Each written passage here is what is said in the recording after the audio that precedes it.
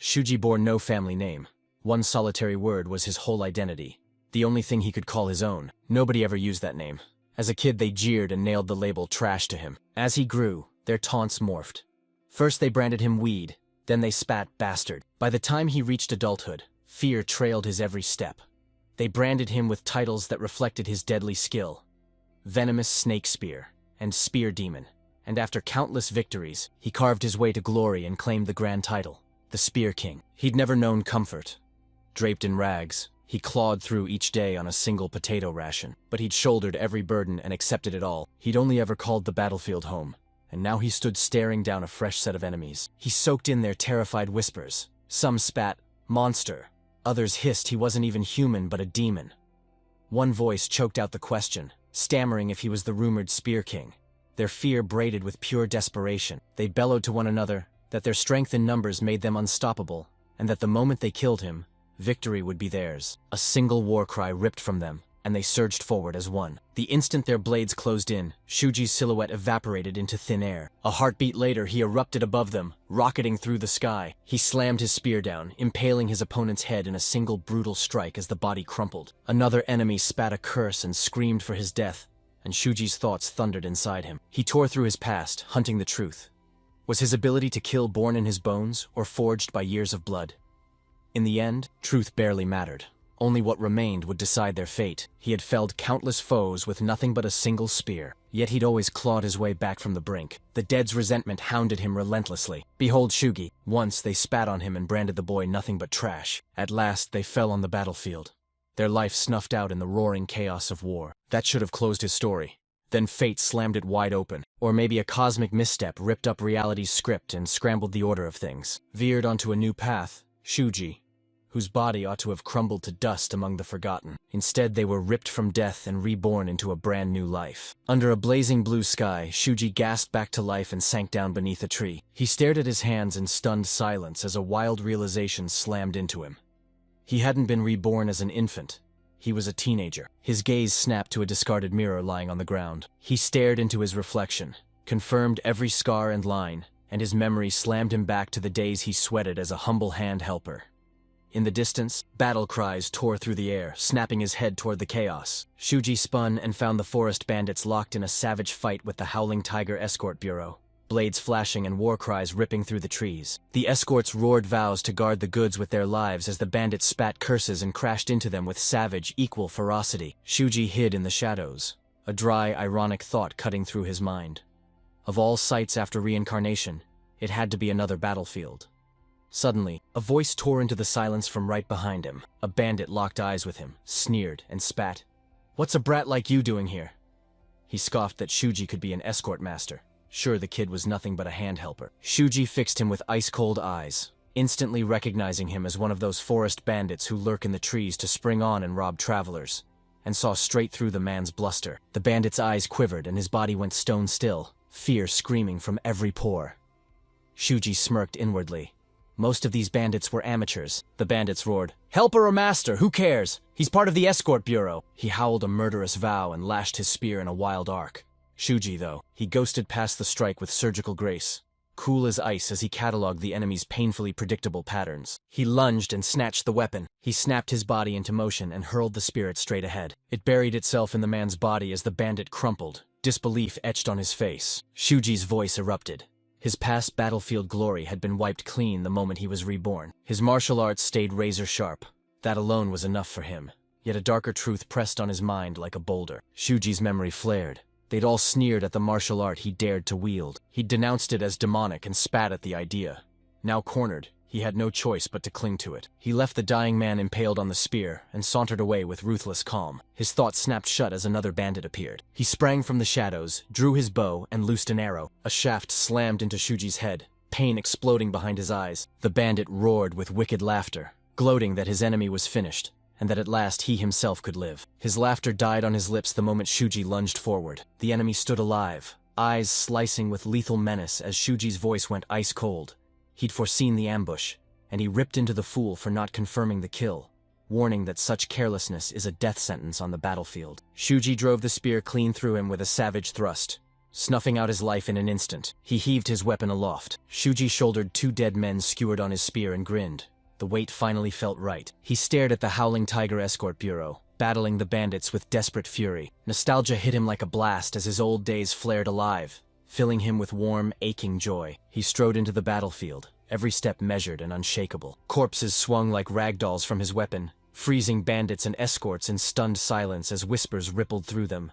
Some dared to ask what kind of man he was, others swore he couldn't be human, and their fear exploded when their leader stepped into view. The bandit leader bellowed into the trees, declaring himself the head of the forest bandits. Shuji's grin crackled with anticipation, hungry to test his strength, while the leader's smile twisted cold, and he vowed to wipe that grin off Shuji's face, before flinging a colossal axe straight at him. Shuji sidestepped the attack like it meant nothing, his casual motion sneering at the wasted effort. Seething, the bandit leader roared again, spitting "rat" at him for dodging.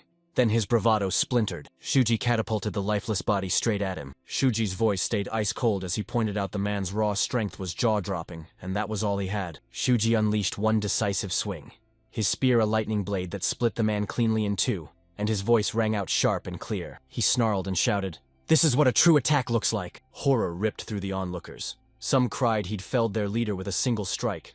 Others murmured he was a monster, and panic leapt from person to person like sparks in dry grass. Shuji scowled at his weapon, snapping that it still felt too light. He set his jaw and moved to fix it. He skewered the leader's cleaved body onto the spear with the others, eyes gleaming as he crowed that the weight was finally balanced. Panic ripped through the surviving bandits. Their ranks shattered, and they bolted in every direction, screaming, "Retreat!" and howling that the man before them was not human. Shuji scrutinized the corpses he carried. Then a ghost of a smile tugged at his lips as understanding clicked into place. A whisper in his mind hissed that when blood and demons collided on the battlefield, they forged what men feared most, the tricolored Dango mountain bandits, and time itself snapped back 10 years. On that very mountain the spear demon returned, and Shuji's grin snapped back as he admitted to himself how good it felt. One of the escort guards bellowed, ordering his men not to let a single bandit escape, as the battle raged behind them. Steel clashed and screams shredded the air. The guards thundered the wind was at their backs and swore they wouldn't allow a single bandit to live amid the chaos. Shuji froze, razor eyes carving through the chaos. Then a flicker at his side snagged his gaze and rooted him in place. A thunderous shout ripped across the battlefield, dripping with arrogance and crackling with fury. The bandit roared at the bounty hunters, demanding to know who they thought they were to kill his men, and threw down a gauntlet, daring them to meet him head-on if they had the nerve. Shuji locked his gaze on the man, and whispers from lingering spirits curled into his ear, revealing the fierce fighter was Ego, their former leader. The spirits begged Shuji to bring him to their side too, insisting their boss was strong, and Shuji narrowed his eyes, acknowledging what he'd heard. This man was truly cut above the common rabble. Pummeled by the spirits' relentless demands, Shuji caved and swore he'd make their wish come true. A glacial grin split his face as he snarled that Ego too would be devoured whole. Igo ripped into the escorts with a berserk onslaught, cackling as he swung his weapon and screamed for them to die. Then, in an instant, a voice ripped his name from the air. He froze, spun back, baffled and burning with fury as he snapped, "Who dares call me like that?" In that split second, Shuji unleashed a savage strike. Igo barely parried the strike, the blow's force flinging him to the ground.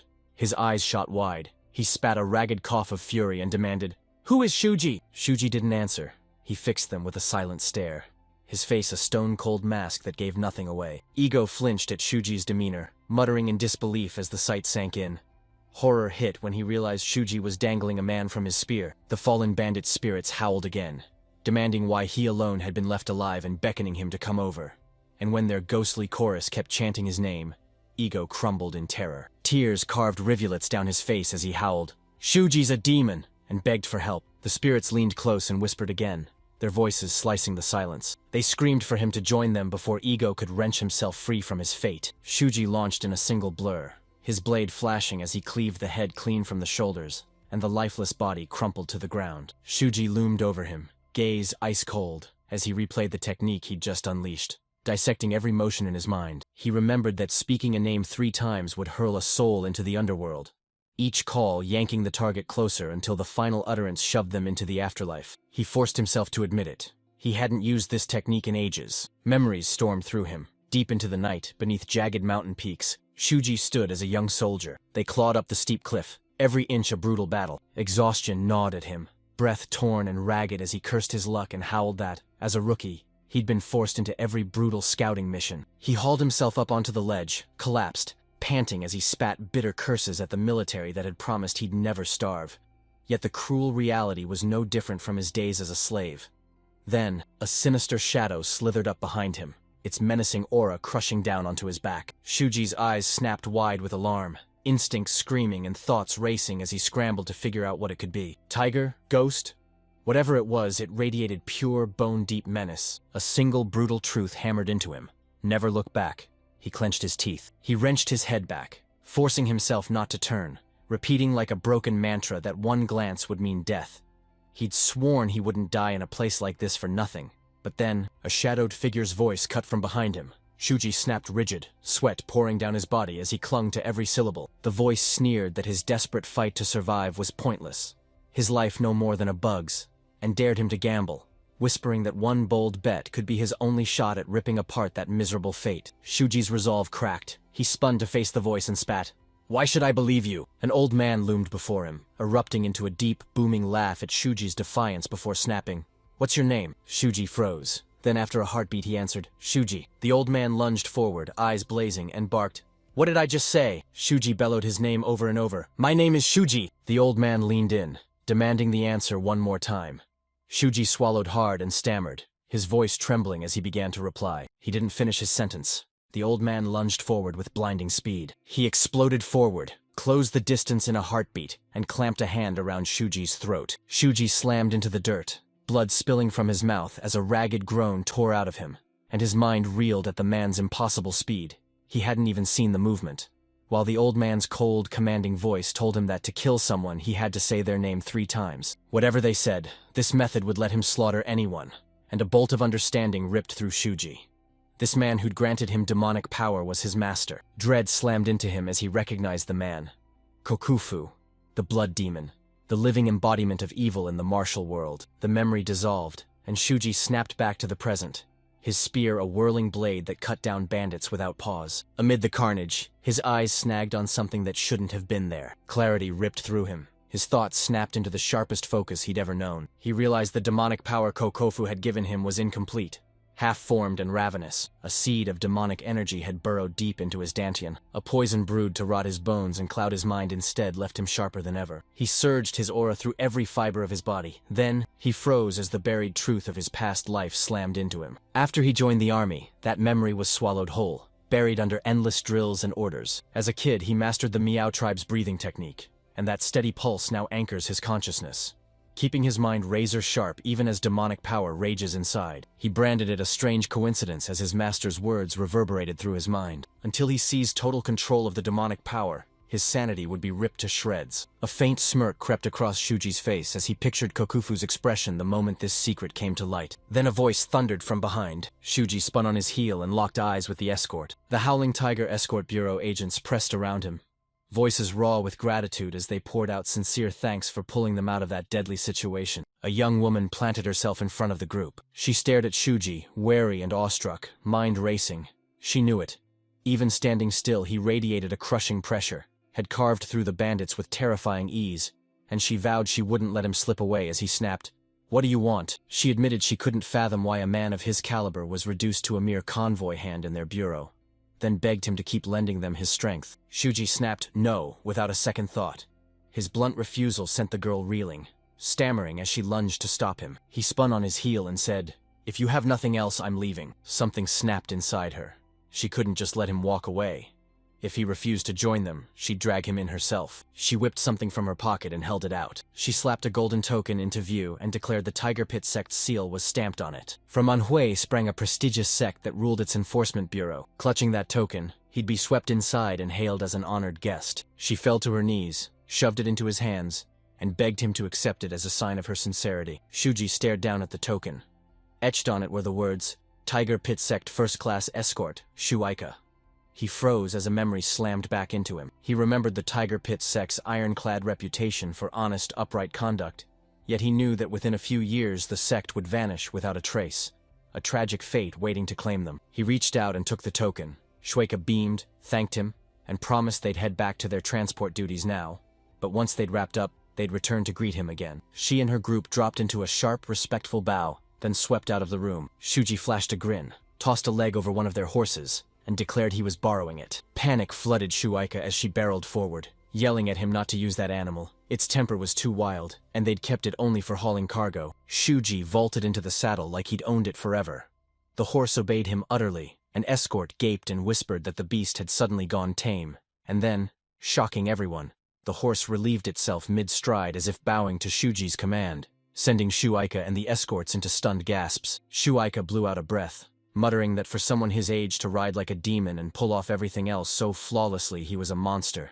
And an escort guard chuckled, teasing that it must be love at first sight. Shuji was strong, handsome, and exactly her type. Her eyes snapped razor-sharp. She drew her sword and leveled it at the man, accusing him of insulting their benefactor and hissing, "Do you have a death wish?" The guard went pale and stammered frantic apologies, babbling that he was only joking. At last, she slid the blade into its scabbard. Her face snapped cold as steel. She leaned in, voice low, and told her men exactly what she'd seen. She'd watched his spear technique with her own eyes. An escort ventured he might be the son of that renowned spear-wielding noble house.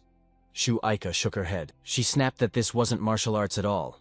It was cold, drilled military spear technique. Mastery and insight poured from him like a veteran in a child's body. Another guard gasped, demanding to know if she truly meant what he suspected. Shueika nodded sharply. Her mind snapped to the truth. Shuji had to be the son of a powerful military family. Fresh from his training and out on a warrior's journey, he moved with fierce purpose. She watched him closely, saw his iron honor and the way he'd risked his life to save them, and knew that once he learned their sect was in crisis, he'd charge to their aid. A silent, desperate plea burned in Shueika, as she begged Shuji to rescue the Tiger Pit sect from the Black Tao sect's iron grip. Meanwhile, Shuji snarled at the horse, eyes blazing, warning that if it dared to relieve itself again, he'd cut it so badly it would never be able to do it again. His thoughts slammed back to the Tiger Pit sect. He muttered under his breath, gauging how it was holding up now, and then one man's face exploded into his mind. Aiku. The name slammed into him as he clenched his jaw and wondered how that man was holding up now. Shuji's memory of the first time he met Aiku crashed over him. The man who, after Shuji joined the army in his past life, became his first true bond. The comrade and sworn brother who alone shared his fate. Fresh-faced and green, Shuji was just a recruit. One day he reached for a bite and a senior soldier kicked him aside, roaring that he'd dared to eat without offering tribute. The man barked that new recruits had to hand over their meals to the seniors, refuse, and they'd end up getting beaten. Confusion slammed into Shuji and he snapped, "I've never heard of a rule like that." Just as the bully lunged to press his advantage, a sharp voice sliced through the air. Aiku sneered at the absurd hierarchy and barked that Shuji, being the freshest recruit, was technically the next newest. So if the rule meant anything, Shuji's rations should be seized too. He sneered, "You gonna take mine too?" The man snapped with rage, hurled himself forward, shouting he'd smash his face. But before his fist could land, a potato slammed him squarely in the head. Aiku had hurled it with pinpoint precision. Pain ripped through him as he reeled, and the other man sneered, daring him to gulp it down and stuff his belly if he still had any teeth. Then, without a second thought, he barreled forward, pummeling him until his face was a swollen, bruised mess, and with every strike he spat, "You still got the nerve to come back for more?" He cackled, ready to knock every last tooth from his mouth with glee, and the bully could only groan, utterly defeated. Shuji froze, shock rooting him to the spot. They'd told him not to interfere, but Aiku snorted, shoved their concern aside, and declared survival demanded raw strength. "You eat without surrender." He hurled another potato straight to him, and just like that they met for the first time. From that moment, Shuji didn't see him as just a fellow soldier anymore. He was a comrade, a blood-sworn sibling, shackled to fate itself. Aiku stepped forward, declared Aiku, and tossed the question to Shuji. After a heartbeat of hesitation, Shuji finally spoke his name. Time raced forward. One day, as they fought tooth and nail to survive on the battlefield, calamity tore into them. Kokufu, a demonic horror, burst onto the cliff and clamped its hand around Shuji's throat at the edge. Aiku screamed, frantic, threatening to fire a flare if Kokufu didn't let him go. Choking, Shuji begged him to run. Kofu's grin froze like ice as he sneered at them both, taunting them without mercy. He loosed his grip. Shuji plummeted down the cliffside. Aiku howled his own name in gut-wrenching anguish, but by sheer luck, Shuji dug his fingers into the lower ledge, hanging by a thread as he bellowed up, "Don't waste the flare. Get out now. Escape before it's too late." Kofu wasn't finished. Cool as ice, he declared he had no intention of killing Shuji. Not yet. Instead, he dropped a proposal. If they handed him the herb that could seal his bleeding insides, he'd unleash the strength they'd need to survive. They locked eyes in a suffocating silence, and Shuji's inner voice finally surrendered. There was no choice but to accept. The instant they gave their assent, Khufu's satisfied smile curled on his lips. "You at least have determination in your eyes," he said. And later he opened his secret art. Unrestrained demons. Human souls devoured by tigers and twisted into demonic servitude, who offer others as sacrifices to boost their master's spiritual rank. His demonic art fed on the dead's grudges, devouring their resentments to blast a practitioner's rank upward. Called the Art of the Unrestrained Demon, it split into 3 brutal phases: compression, tempering, transcendence, each forged of 10 escalating levels. At the first stage, under brutal compression, demonic energy gushed out like scalding steam. In the second, tempering twisted the practitioner's blood into deadly venom.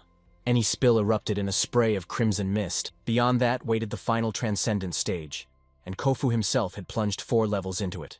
He spat that good, evil, even demonic meant nothing to him now, and he ordered them to carve his teachings into their hearts to survive. They're hurled onto battlefields, forced to carve a path of endless slaughter, devouring grudges to seize their destiny. They readied themselves as Khufu barked their next mission. Their mission: retrieve a 100-year snow ginseng. Shuji leapt at it without a second thought, but Aiku protested, insisting the herb lay far beyond their reach. He asked instead for Khufu, kick things off by cracking open their Renindu meridians with the simple herbs they already had, building the rock-solid foundation they'd need to hunt down far stronger ingredients. Khufu hesitated, turned it over in his mind, then yielded. He accepted his reasoning. Aiku shoved Shuji into the spotlight and demanded he open his meridians first. Shuji fought back, but the man bore down on him. He snarled, "Going second is always harder." They sparred for a heartbeat, but in the end, their agreement snapped into place, sealing the pact. He punctuated his words with a sharp fist bump and snapped, "Got it!" Fate was cruel. Sometime later, Shuji staggered through the rain, arrows studding his body and dragging a crimson trail as he gasped for air, clutching the herbs he'd fought to gather. He clenched his jaw, forcing himself to believe everything would be fine now that his brother and master would be saved. Then he tore back to the hideout. A thunderclap ripped the sky, casting their master Khufu in a brutal, shocking light. He sat, headless and eerily calm in full lotus, his severed head lying before his body while someone stood behind him. Drenched in blood, he gripped a sword. Aiko's lips twitched into the tiniest, almost hidden smile. Shuji flung the hymnals to the floor, horror ripping through him, and they barreled forward and scooped him into their arms as he crumpled. Quaking, Aiku demanded to know what had happened, his voice a thin, fragile whisper. They snarled that Khufu had never intended for them to live. He'd leapt into action first, desperate to stop them from dying. Terror ripped through Shuji as he realized his meridians were shattered, and every drop of his demonic energy had been siphoned away. Tears carved tracks down his cheeks as Aiku battled to soothe him. He scoffed, shrugging off the killing of a half-dead old man as nothing. Summoning the last of his strength, he ripped the final lie away and revealed his true identity. He stood alone, the last survivor of the Tiger Pit sect, its banners torn and its halls razed. Shuji once confessed he'd served a short, gritty stint in the Tiger Enforcement Bureau and swore the sect's leaders were decent people. Every time he spoke about his parents with tender pride, a bond ignited. He soon claimed him as family. His voice cracked as a smile broke across his face. "I'm so glad I met you. If you ever get the chance, please, avenge me." The words tore out, and the memories splintered into 1,000 jagged shards, were ripped back into the present. Shuji planted himself in the bustling din, a white-hot voice inside him screaming with resolve as he vowed, in this life. He vowed no grudge would ever rise. He'd stop the Hu clan's destruction. He'd already pulled the Tiger Enforcement Bureau and its finances back from the brink. But that wasn't enough. So he pushed harder and rode into Anhui. He vaulted off his saddle and planted himself before the small manor, and surged forward to slip past her. He ventured the question, politeness lacing every word. Rage boiled in the man's veins. He lashed out and struck him for daring to speak so casually. Shuji surged forward and toppled him in an instant, pummeled him, relentless, until the man, he crumpled to his knees, eyes swollen and blackened, roaring for answers. Shuji locked onto the shadowed manor and shot, "Is that the Tiger Pit sect?" The man met his gaze and confirmed, "It is." Shuji slammed forward, pushing even further. He snapped, "Is the sect leader Ko-Genin and his wife Shajian?" The man reaffirmed it. Shuji finally asked, "Is our son Koiku?" And the man's flat denial slammed into him, leaving him stunned. Shuji yanked his collar as disbelief slammed into him. A roar tore from him as he demanded clarity. He stammered, eyes wild, insisting Shuji must have misheard Koganen. His wife had no son at all. They had only one child. Shuji, the daughter, staggered back as disbelief slammed into her like a punch. His head snapped as truth slammed into him. The name he'd always believed belonged to his sworn brother from a past life actually belonged to a young woman. Aiku was a woman. Shuji's brain slammed to a halt. The idea ricocheted in his skull, taunting him. Aiku was a woman? It sounded impossible. But the truth glinted before him like a blade. He clawed at his hair, frustration coiling as he weighed his options. If he brandished the gold token, he could stride openly into the Tiger Pit sect and see the truth with his own eyes. But that would smash his future plans. He had to find another way. The entrance door burst open and a booming voice bellowed, calling out to him. A man charged at him, bellowing that Shuji had vanished, and then strolled back like nothing happened, calling him an unreliable brat who'd been ordered to clean up the horse manure but ran off. The man snatched Shuji by the collar, eyes blazing, demanded to know where the others were, then dragged him inside. Shuji lingered in the shadows, eyes sharp, as the man pegged him for a homeless boy under his care. That blunder handed Shuji the advantage. Inside the stable he strode forward, chest puffed, and declared with fierce pride, "I'm Wu Tuyen, the man who runs the Tiger Pit sect's stables," then snapped out one sharp, simple command. Shuji was stuck handling nothing but manure and feed under his watch. Wu Tuyen snapped that it was better than living homeless, and insisted he'd explained it all 2 days earlier. Shuji scoffed, shrugged, and snapped that he didn't know. Wu Tuyen snapped, glaring at Shuji like he was an idiot, forgetful and brazen enough to talk back. Then spat that the boy ate leftovers, slept in the stables, wasn't wanted by the sect, and was only kept out of the leader's pity. So he had no right to run off just because the work was hard. Told to actually do his job properly, Shuji couldn't be bothered. He snapped his gaze away the instant his eyes slid elsewhere. One horse suddenly panicked, reared up, and lashed out with a savage kick that slammed straight into Wu Tuyan. It hurled him into the dirt, slamming him down as he clutched his knee, pain exploding across his face. Shuji's brow knotted in confusion as he strained to figure out why the horse had suddenly bolted into a frenzy. A mocking laugh ricocheted through the stable as the nearby young master crowed that the horse was a top-grade beast. He crowed it had cost him enough to buy a mansion, and even then it fought like a wild beast to tame. The servant at his side grimly revealed a stable boy had been injured. The young master sneered, brushed the whole thing aside like dirt, and spat that the stable boys were no better than dogs. Just tossed them a scrap of feed on their way out. The other stable hands surged to Wu Tuyen's side, spitting that the visitor was the lecherous Jiao brat from the Jiao clan manor. Wu Tuyen groaned in agony, clutching his leg, while Shuji stood at the back with arms crossed, watching every twitch with cold, careful eyes. Aiku's warning from his past life thundered in his skull. The man before him, Jiao Taihan, had masterminded the Tiger Pit sect's ruin. The air reeked of horse dung. But what rattled Shuji most was the looming presence of the Jiao clan. Jiao Taihan's lips curled into a sly grin, as he scoffed that merely being spotted by the stable hands would stain his fine clothes. A stern voice snapped, cutting them off. Koganen, the sect leader, barreled in, insisting he'd raced over the moment word of a guest reached him. The instant he spotted Jiao Taihan, his face went cold, and he demanded to know the reason for his visit. At once, Jiao Taihan and his lackey snapped into deference, bowing low with oily smiles as Jiao Taihan called Koganen father-in-law, and insisted he'd come only to see his future bride. A dark smile split his face as he coldly snapped that he meant Aiku. Rage carved Oganon's face as he snapped that he'd never approved such a marriage. Jiao Taihan grudgingly admitted it might hold for now, but vowed the moment Aiku hit 16 he'd stage the wedding. He crowed that the whole region was buzzing and children were already singing songs about it. Koganen thundered that he'd been spreading rumors to destroy his daughter's future. Jiao Taihan choked out a nervous laugh, waved it off as a joke, and insisted his clan was far inferior to the Ko clan. They'd never go to such lengths. Rage ignited in Koganen, his eyes snapping wide as he coiled to strike the insolent brat. But before the confrontation could erupt, a calm voice sliced through the silence. A girl glided forward, every step dripping with grace. Both Jiao Taihan and his lackey went rigid, jaws dropping as her beauty struck them dumb. It was Aiku herself, her tone steady as steel as she pronounced there would be no engagement between their families, and ordered Jiao Taihan to stop fixating on her and find another woman. Jiao Taihan's voice cracked as he choked out a desperate warning. Rumors were poison, ready to tear her life apart. Aiku leveled an ice-cold stare and snarled that any more talk was pointless. She vowed she'd never marry him or anyone from Jiao Clan Manor. She tore her gaze away, spun on her heel, and marched off with her father. Jiao Taihan watched them leave, bitterness coiling in his gut, and sneered that she was arrogant, even though she was a woman teetering on bankruptcy. When his lackey asked what to do, Jiao waved him off. They'd only stopped by on the way to the brothel anyway. Still, he muttered, voice cracking with disbelief.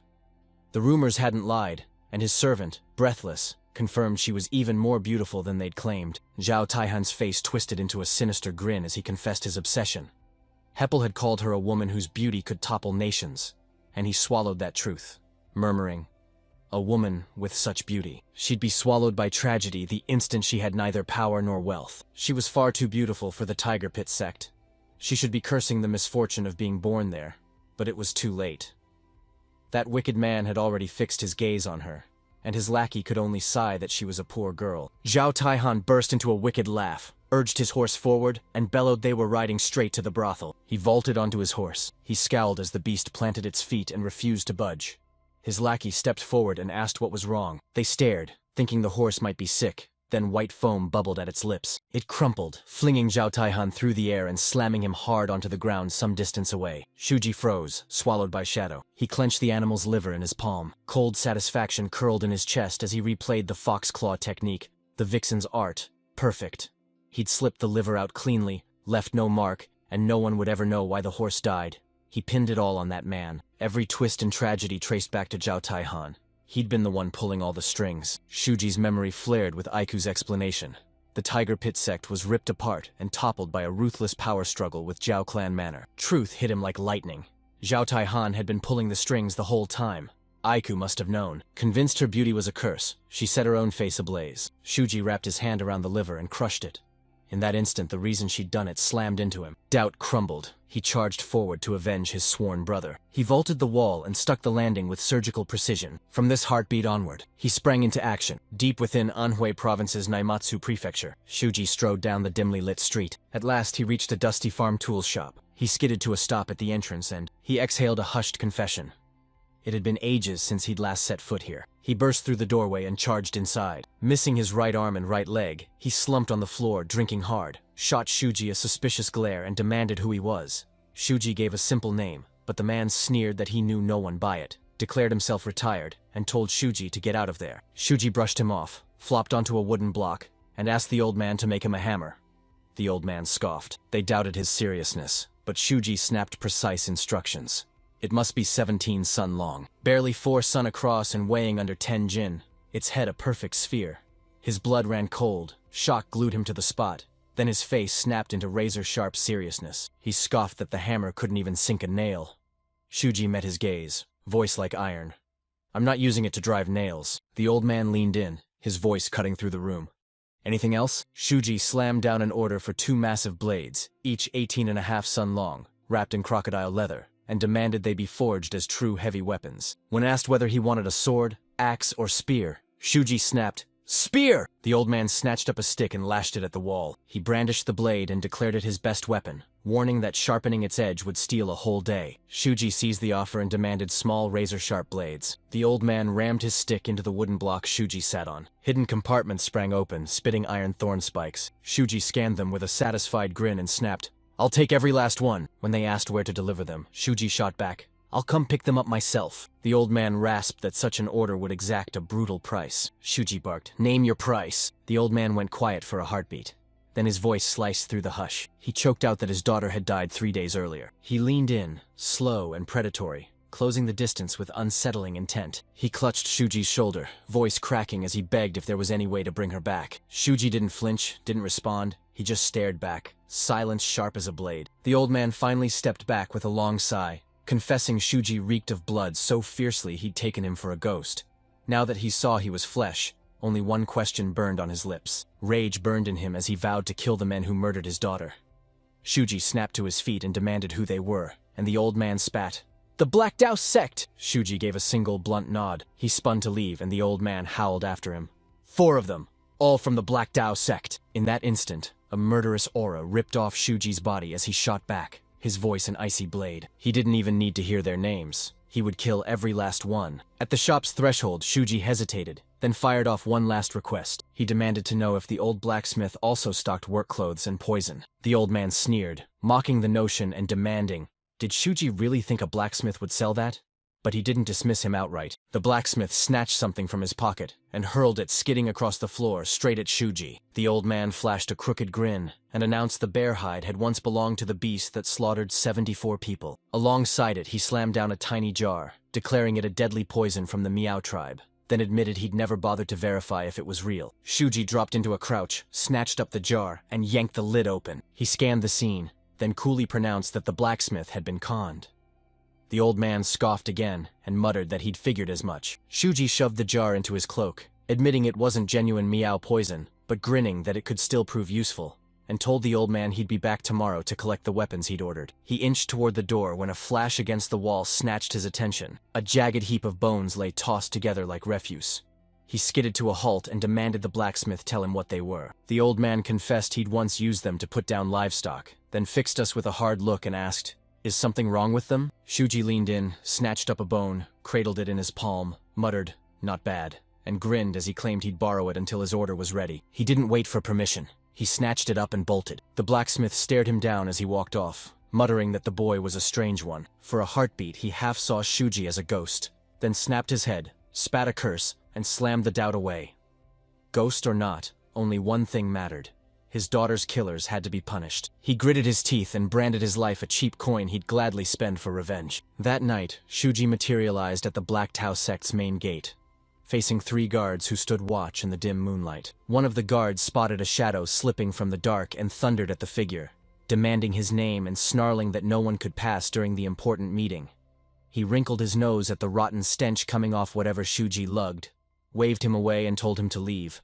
And when silence answered, he barked the order again, furious and sure the boy couldn't hear. Shuji whipped the bone skyward and shattered the guard's chin with a single bone-crushing blow. He was snuffed out instantly. The other 2 guards froze, one sneering that the weapon in Shuji's hand was nothing but a horse's bone.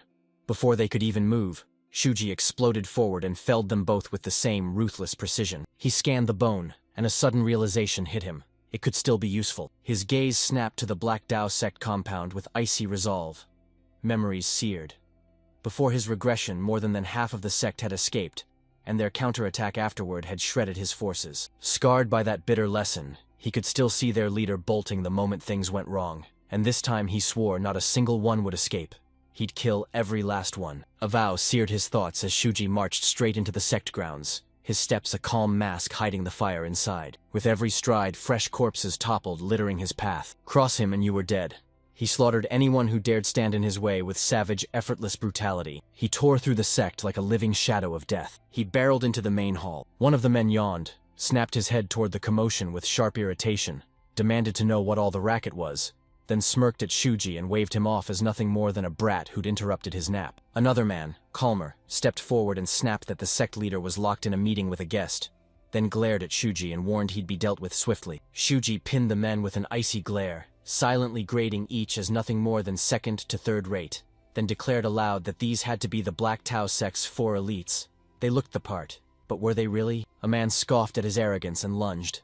Shuji didn't hesitate. He hammered his boot into the man's crotch. The victim hunched over as a gut-wrenching groan ripped from their throat. Shuji hurled himself at another. He rammed his fingers into the man's eyes, snatching away his sight. The other 2 ripped their swords free, every muscle coiling as they readied to strike. Shuji flung the horsebone like a jagged spear across the hall. It rockets into one of them, clocking them square in the face. It careened back in a wild ricochet. Shuji's hand shot out and snatched it from midair, and with a single savage swing, he pulverized the back of his head. He whirled to the man he'd crippled earlier as the wounded elite erupted into a savage, furious scream. Rage flared as he vowed to drag Shuji into the exact same searing agony. Shuji snorted, contempt dripping from every syllable. He ripped into the man, mocking how he plundered others without shame, yet exploded in outrage the moment someone took from him, sneering that the biggest thieves howl the loudest when finally robbed. He booted a nearby vase, smashing it into the man, while Shuji, cold amusement in his voice, sneered that the man was getting worked up over nothing. He wasn't there just to grab their stuff.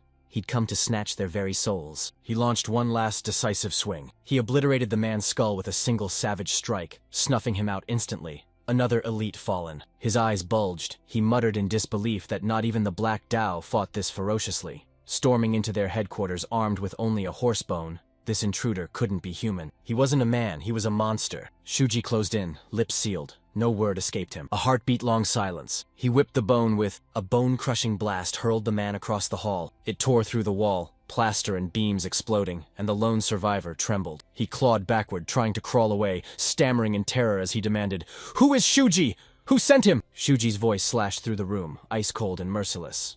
The blacksmith. He tightened his grip and hurled another thunderous swing. Life towered over the corpses. Shuji scanned the wreckage, snarled that the Black Dao sect's 4 elites had been dealt with, decided that would cover the payment, then turned and stalked off, already scheming about the shopkeeper. That night the sky erupted into a crimson blaze, bathing the land in a menacing glow. Deep within the Black Dao sect's main chamber, 2 men sat opposite, tension crackling, when one shattered the silence with a contemptuous barb. "The mission failed.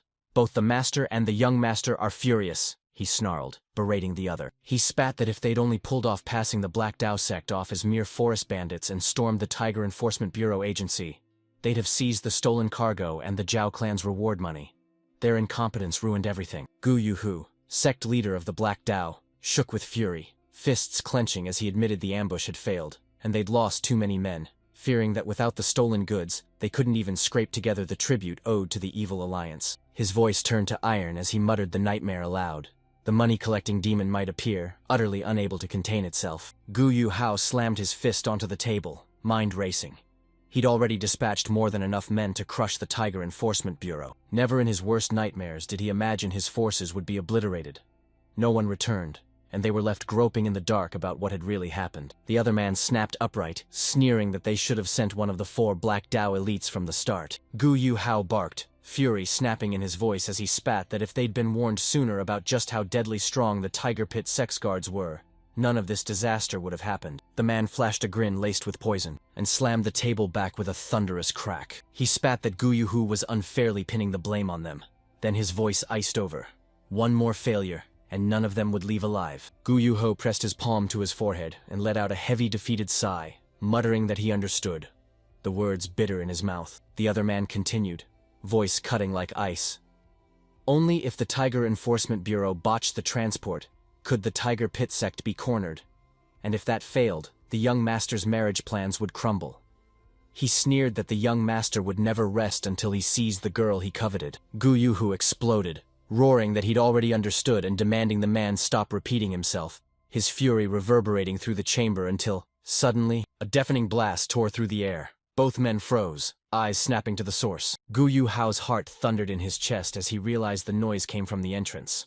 The 4 elites were supposed to be guarding it. His features snapped shut into a grim mask. A heartbeat later, the door split the silence with a long, shuddering creak and swung open. Horror slammed into them. 4 severed heads clattered into the room.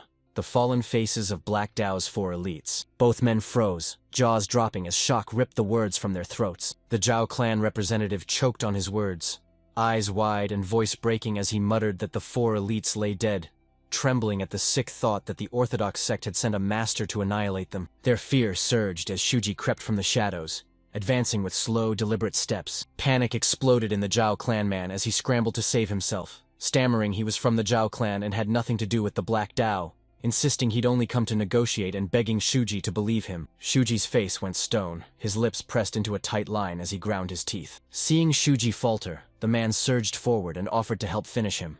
Shuji spat a mouthful of blood straight into the man's left eye. The Jiao man howled, clutching his face, demanding to know what Shuji had done, and crying out that he'd sworn he wasn't part of the Black Tao. In a heartbeat, his late master's words slammed into Shuji's mind. Kokufu, those who master the supreme demonic arts become demon breakers, and a single drop of their blood is a lethal toxin that devours any martial artist from the inside. Shuji told himself his blood wasn't as potent as a true demon breaker's, but it would still scorch the man like a blast of searing chili powder. Half blind and seething, the Jiao man drew his blade and screamed, "What's wrong with Shuji?" before hurling himself forward with a ferocious strike. Shuji slipped the strike like it meant nothing, etching the moment into memory without a whisper. His martial skill blazed first-rate, but it still fell short of the 4 elites he'd already slain. A dark crimson aura exploded from Shuji, and the horsebone clenched in his fist. Both men snapped rigid with horror. The Joman spluttered, disbelief cracking his voice. They roared that Shuji couldn't possibly be using demonic arts. Desperation hurled the Jiao man forward. Wild-eyed, he bellowed that Shuji was no orthodox master but a mad demon. Shuji darted through the strike like lightning and swung a bone slammed into the man's foot, shattering his balance. The Jiao man crumpled to the ground, powerless, and in the next instant, Shuji slammed the bone down, the impact erupting in a thunderous crash. One strike and he was dead on the spot. Gu Yuho, remember that name. Sweat drenched Gu Yuho as his body shook and thoughts sprinted. He knew what he was seeing. Shuji wasn't just a warrior. He was a walking terror. And Gu Yuho's mind hissed that men like him shattered the line between orthodox and unorthodox. The whole martial world had sworn to destroy them. Demon users were, to him, evil incarnate. Savage beasts who slaughtered everything in their path until they reached a certain level of mastery. With Shuji glued to the Jiao man, Gu Yuho snatched the opening and slipped backward, inching away like a shadow. He dove for the hidden switch behind the bookshelf, panic clawing at his mind. If he could slip out, he might reach the evil alliance. And if that failed, maybe he could at least warn the martial alliance. A hidden mechanism snapped. The bookshelf lurched aside to reveal a tight, claustrophobic passage. And just as he was about to step through, Shuji's icy voice echoed behind him as Shuji shouted his name, demanding to know if it was truly him. Gu Yuho stopped dead and spun around, his heart lurching. He couldn't believe Shuji was still sane. He'd mastered the demonic arts but never became a mindless beast. He wielded demonic energy with terrifying, razor-sharp control. Could this man actually be the pinnacle of stage mastery? The truth hit them like a thunderclap, and terror exploded in its wake. Gu Yuho crashed to his knees, forehead slamming the floor in a desperate bow, pleading for Shuji's forgiveness, and vowing that if spared, he'd do whatever was demanded. He blurted, panic shredding his voice. Today was the final deadline to pay tribute to the evil alliance. Miss it, and they'd behead him. Even Shuji might get thrown off his game. Shuji leveled an ice-cold stare at him, realizing Gu Yuho was far more perceptive than he'd expected. After a brief pause, he offered an alternative, then ordered him to abandon his martial arts. Gu Yuho's body convulsed, his voice erupting into frantic stammers as cold disbelief slammed into him at full force. Shuji's gaze hardened to ice. He snarled that if Gu Yuho refused, he'd kill him on the spot. Gu Yuho's thoughts exploded. Bitter realization seared him. Surrendering his martial arts was no different from death. So if he was going to die anyway, he'd strike back one last time. A vicious snarl tore from his throat as he ripped his sword free. Shuji had already seen it coming. His voice ripped through the air, taunting him as nothing but a boastful coward. The horsebones whipped toward him. Gu Yuho narrowly evaded the blow, but the crimson aura slammed into him and sent him staggering, and through gritted teeth he muttered in disbelief that Shuji's energy wasn't that of a true peak stage master. Then it hit him. Shuji was nothing but a second-rate warrior, and a wild grin ripped across his face as he barked that Shuji had the nerve to try and trick him, sneering at that brazen audacity. Shuji scoffed, his face a mask of icy disinterest, and branded Gu Yuho a clown. He snapped icily that his task would be easier now.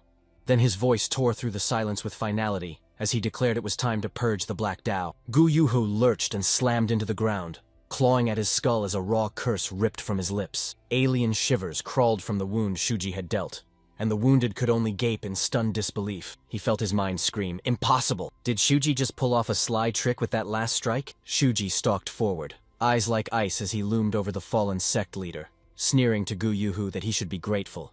Gu Yuho's misunderstanding had made everything much easier. The sinister spirit lunged forward, cackling harshly as it howled that Gu Yuho must die with it. Madness ripped through Gu Yuho. He snapped and launched a wild, desperate slash with his sword. Shuji deflected the strike and fired back with. He unleashed a razor-precise strike aimed straight at Gu Yuho's left arm. Gu Yuho spat a curse and sprang forward to. He lunged, thrusting his blade, but Shuji blurred aside, and the strike ripped through empty air. Shock ripped through him as Gu Yuho snapped. What kind of movement is this? He pegged Shuji as an assassin incarnate, feral yet iron-disciplined, wildly unpredictable but coldly deliberate. It was as if every motion existed only to kill, no matter the situation.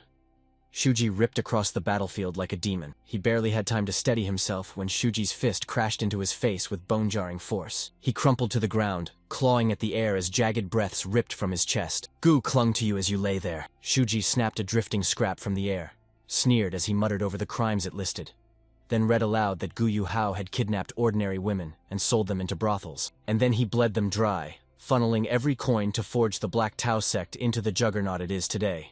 Gu Yuho had borrowed massive sums from the Tiger Enforcement Bureau. As his crimes were read aloud, Gu Yuho collapsed into sobs, begging for his life, crying out to Shuji and hailing him a mighty warrior, swearing he had been wrong and promising that if spared, he'd never commit those sins again. Shuji let the desperate plea die, snatched a torch, and loomed over him with merciless, ice-cold eyes. Shuji snarled. How many people had once begged for their lives in front of Gu Yuho, just like I'm doing now? That, Shuji said, was the question. Shuji pressed the torch inches from Gu Yuhao's face as the flames curled closer.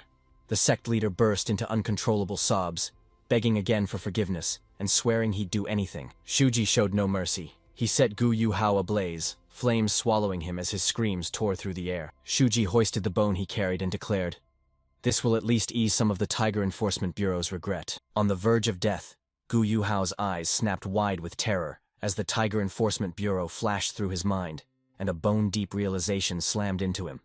Could this man be the root of all the recent troubles? He didn't even finish the thought.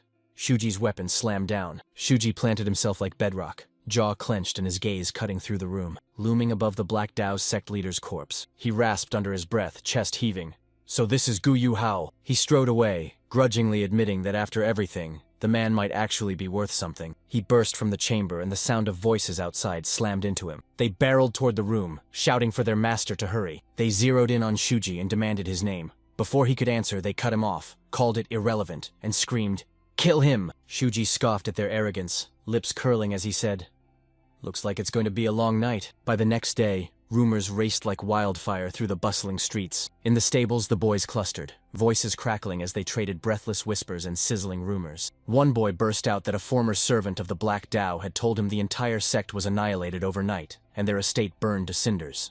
Another boy went pale, then snapped that they deserved it. Wu Tuyan, one of the stable boys, leaned in and spat out that the Black Dao had ravaged even their Tiger Pit sect. The others reeled and cried. Tiger Pit was a victim too? Wu Tuyan crowed that Black Tao had snapped up Tiger Pit's debts from the Chen Zhuang, and their men kept popping up to cause trouble. But with Black Tao obliterated, those I owe us were worthless, and Tiger Pit actually came out ahead. A boy blurted, eyes shining, that the warrior who'd vanquished the Black Dao was truly a hero of Anhui province, and Wu Tuyan's gaze snagged on Shuji dawdling nearby instead of working. Rage boiled in his throat as he roared at him. "Are you finished cleaning that horse dung yet?" Shuji fixed him with a cold, cutting stare that only fueled Wu Tuyan's growing fury. He stormed over, voice snapping. "What's that look supposed to mean? Got a problem, Shuji?" Annoyance flared inside Shuji. His hand twitched toward the gold token, poised to flash it and shut the boy up. Then he jerked it back. "Lie low until the Jiao clan's business is settled." Wu Tuyan snapped, his voice a whip. He'd had enough of Shuji's attitude and barked that the boy had better start listening the moment he was spoken to. Just as the fight threatened to erupt, a clear voice sliced through the noise and barked, "Stop!" Wu Tuyan went rigid the instant he heard it, terror tightening his throat as he whispered that he knew that voice. A young woman stormed in and ripped into Wu Tuyan, ordering him to stop picking on the newcomer. Shuji's heart slammed against his ribs and he froze the instant he saw her. She flashed a warm smile and admitted she wasn't well versed in their traditions. She slammed her point. The new recruits deserved consideration, and she implored Wu Tuyan to be patient. Wu Tuyan's voice splintered as he scrambled for an excuse, insisting it wasn't like that, and blaming the boy for refusing to listen. But the young woman, Aiku, pinned him with a glare and snapped that even a single fleeting meeting was fate. She implored him to treasure every bond. Life could flip on a dime. Maybe they'd cross paths again in some faraway place. Maybe they'd even become family. Wu Tuyan's scoff died in his throat. He was certain he'd never see Shuji again. Another boy muttered under his breath that nobody ever left Anhui province. Aiku then fixed her gaze on Shuji. Warmth radiated from his smile. She locked eyes and asked, "You're the new recruit?" Then promised, "If anyone dares mess with you, come straight to me." Shuji's eyes burst wide as he stared at her, mouth agape, a storm raging in his heart. Her face and voice had shifted in his memory, but those clear eyes were identical to the past. She hadn't changed at all, and the realization slammed into him, leaving him breathless with emotion. Shuji's smile lit the room, warmth flooding the air. He warned her, his voice like iron. If anyone bullied her again, she should storm in and tell him herself. Aiku's eyes snapped wide in disbelief, her mind going blank as she stammered, "What do you mean?" And from behind, Wu Tuyan exploded, roaring that Shuji was an idiot for daring to speak to the young lady like that. Aiku's smile flared brighter, her face softening into a warm glow as she nodded and whispered that she understood, and that she would. Later that night, darkness tightened its grip. Shuji snatched up the weapons. He flattened himself under the hay, peering down at them through a tangle of straw. He exhaled a hoarse whisper, tasting victory. Both escort warriors are avenged, and from here on, the shopkeeper seizes the spotlight. Rage ignited inside him as he tore off to hunt down the killer of his sworn brother. In Anhui province, Shuji tore through the night, urgency burning in his veins. He melted into the night, sliding like a living shadow straight for the Jiao clan manor. He vaulted over the walls, his movements razor-sharp from endless practice. He tore through the air like a living gale. They slunk into the grounds unseen, and a patrolling guard snapped to a halt. He tilted his head like he'd heard something. Before he could raise the alarm, Shuji slipped in behind him and finished it with one surgical pinpoint strike. He struck like lightning and snuffed the guard's life in a heartbeat. He seized the limp body and dragged it into a shadowed corner, letting the darkness swallow it, and slammed it into the shadows. It was only a heartbeat away. Two young attendants crept through the still night, whispers cutting the air. One blurted, nerves raw, that security felt unusually strict, and the other snapped, "Of course," after the Black Dao sect was wiped out overnight, shrugged it off as nothing to do with them.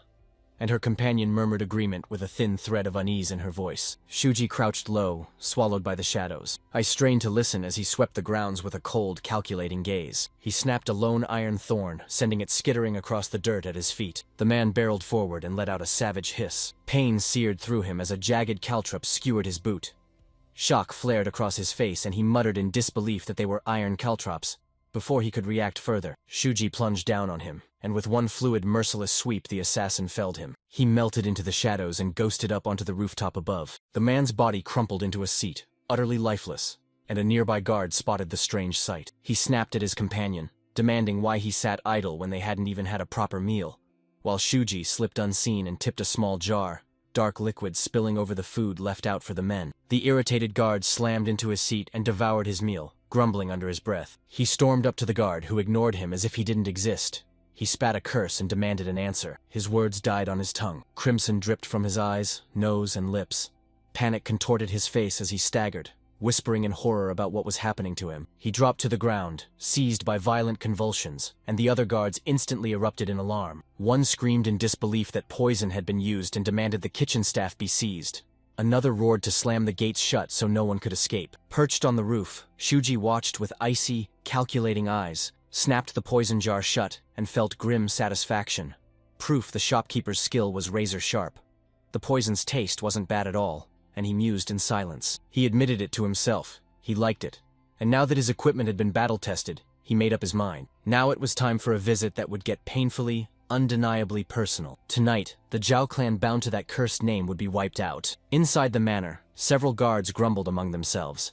One scoffed that the security was overkill and barely needed, while another grimly agreed, blaming it all on the Black Dao incident. Their idle chatter died mid-sentence. The window shattered into a spray of glass, and Shuji hurled himself through the gap like a streak of death. Before any of the men could even unsheath their blades, his spear blazed in the lamplight.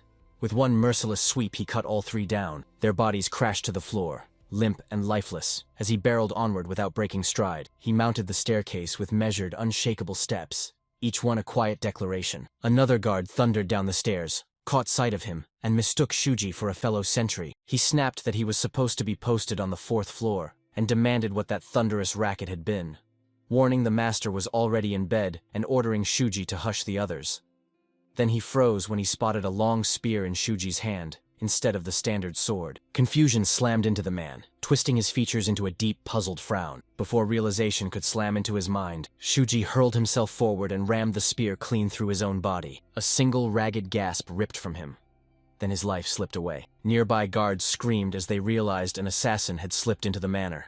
They bellowed for reinforcements, accusing their comrades of abandoning them, then panicked and surged forward. Shuji stayed unshaken and flung a handful of iron thorns skittering across the ground. Screams ripped out of the men as their feet were pierced. He stumbled as a sudden pain ripped through him, dragging his steps to a crawl. Shuji thundered in, his spear stabbing out in a ruthless strike, and he pounded until every last one of them lay low, dead. Silence slammed over the manor, suffocating the rooms in a brutal, weighty hush. A calm, commanding voice sliced through the din from one of the rooms, scolding them for the racket. Shuji froze for a heartbeat, eyes narrowing to slits as his instincts screamed. A terrifying presence slammed into him, and he couldn't deny the voice belonged to someone whose inner power towered over even Gu Yu Hao. The door opened and an old man strode out, every inch of him radiating iron authority and lethal confidence. He sauntered forward, each step deliberate and unhurried. His expression hardened into stone as the old man snapped at Shuji. Even if you barged in uninvited, you still have to show basic manners. Shuji's gaze sliced the room, cold and unblinking. And inside he knew. At last he stood face to face with the man who slaughtered countless innocents for his own gain and hurled Aiku into hell. The old man fixed him with a penetrating stare, his aura a suffocating weight, and demanded what business had brought him here at such an hour. Shuji pinned the man standing before him with an ice-cold stare and snarled, "You're Jiao Yuxi, behold the lord of the Jiao clan." Jiao Yuxi's face snapped shut as disdain laced his voice. He snarled at Shuji, "You insolent brat! Watch your tongue!" He demanded to know where Shuji had come from, snapping that the man showed no sign of any orthodox sect. And Jiao Yuxi guessed aloud, was this intruder tied to the Valley of Perdition, the Path of Supremacy Society, or the distant lands beyond the Black Sands? Shuji measured Jiao Yuxi in dead silence, sensing chi knotted and warped yet razor-focused, and knew this wouldn't be an easy fight. Then he answered, voice steady as stone, declaring his allegiance to the Tiger Pit sect. Jiao Yuxi's eyes pinched in disbelief as he spat that it was unimaginable anyone raised by the Tiger Pit sect's master would end up like Shuji, then snapped a demand. What real ties does Shuji have to the sect? Shuji's lip curled into a frosty sneer as he spat, "I'm nothing but a guest, a servant warrior, or maybe even lower, a grubby stable hand." Jiao Yuxi barked a sharp laugh, snapped at Shuji that he wasn't about to give anything away so easily, then grinned coldly. It didn't matter where Shuji belonged. He'd already thrown himself into the lion's den. Jiao unsheathed his sword as a menacing, suffocating aura burst around him. He snarled that the only proper course was to kill without hesitation and thrust the question at Shuji. Did he agree? Jiao coiled like a spring, muscles locking as he readied his strike. Shuji shut his eyes for a heartbeat, staggering at the sight of Jiao Yuxi in the flesh. In his past life, that man had quietly lived out his years in peace. Aiku had been forced to choke on her tears, powerless to strike vengeance with her own hands. But now, Shuji's jaw clenched as he forced himself to believe things had changed. This life he'd seize her vengeance, and in a silent vow to Aiku he swore he'd exact that revenge for her here and now. The two warriors exploded into motion in perfect sync. Jiao's sword slammed into Shuji's spear, sparks erupting as the impact ripped a shockwave through the air. A thunderous shockwave sent the air reeling. Jiao lurched backward one step. They gaped, dumbstruck. The exchange slammed into them and left them reeling. His eyes snapped wide and he exploded. "No, this can't be real!" Rage boiled in his veins as he thundered. "Is Shuji using sorcery?" He felt the Jiao clan's internal art erupt from Shuji's body. Shuji's voice chilled the air as he shot back. "Why would you think that, Jiao?" Shuji drew a tight breath and gauged his spirit title. It erupted at the 9th level of the compression stage, putting him toe-to-toe with Jiao Yuxi, one of the era's top masters. He realized the fight wouldn't hinge on raw strength, but on the yawning gulf of experience a man living his second life held over his opponent. And then, Jiao Yuxi. They slammed into each other again, the impact snapping the air between them. They traded lightning-fast strikes, each one surgically precise. Jiao snapped, "Not bad, Shuji, those moves are solid." They saw the truth. Those techniques alone couldn't bring him down. Zhao's grin split his face as he scoffed inwardly, picturing Shuji reeling when a sudden blinding burst of flame struck. But Shuji, without warning, he launched himself forward, an absolute blur of terrifying speed. Blindsided, Zhao snatched a hairline dodge as the attack screamed past him. Shuji's spear raked across Zhao's neck, opening a shallow cut. Zhao's expression darkened, and with a grim smile he admitted Shuji was far scarier than he'd first believed. His head had nearly been severed. Then Jiao struck back. His blade barely nicked Shuji's side, and a cruel smirk split his face as he sneered that he'd almost spilled Shuji's guts. Shuji ground his teeth, rage flaring as he cursed Zhao's edge. His blows reached farther and moved with the slick, deadly rhythm of a battle-hardened master, so a decisive opening wouldn't come easy. He launched one of his weapons and it screamed, "Jiao!" Shuji sidestepped the attack with effortless grace. Jiao laughed, eyes glittering, and declared Shuji could even wield ranged weapons. Shuji flung a hammer skyward, yanking Zhao's gaze up. Zhao's grin widened as he surged forward with a blistering barrage. Admitting Shuji's tenacity only deepened his intrigue. Shuji burned to know what kind of eccentric master had raised him. Then, amid the clash, Jiao bellowed, "Surrender now, and I'll make you one of my retainers." Shuji snorted, his mind razor cold. He saw Zhao's words as pure deceit, a smokescreen hiding another attack in the making.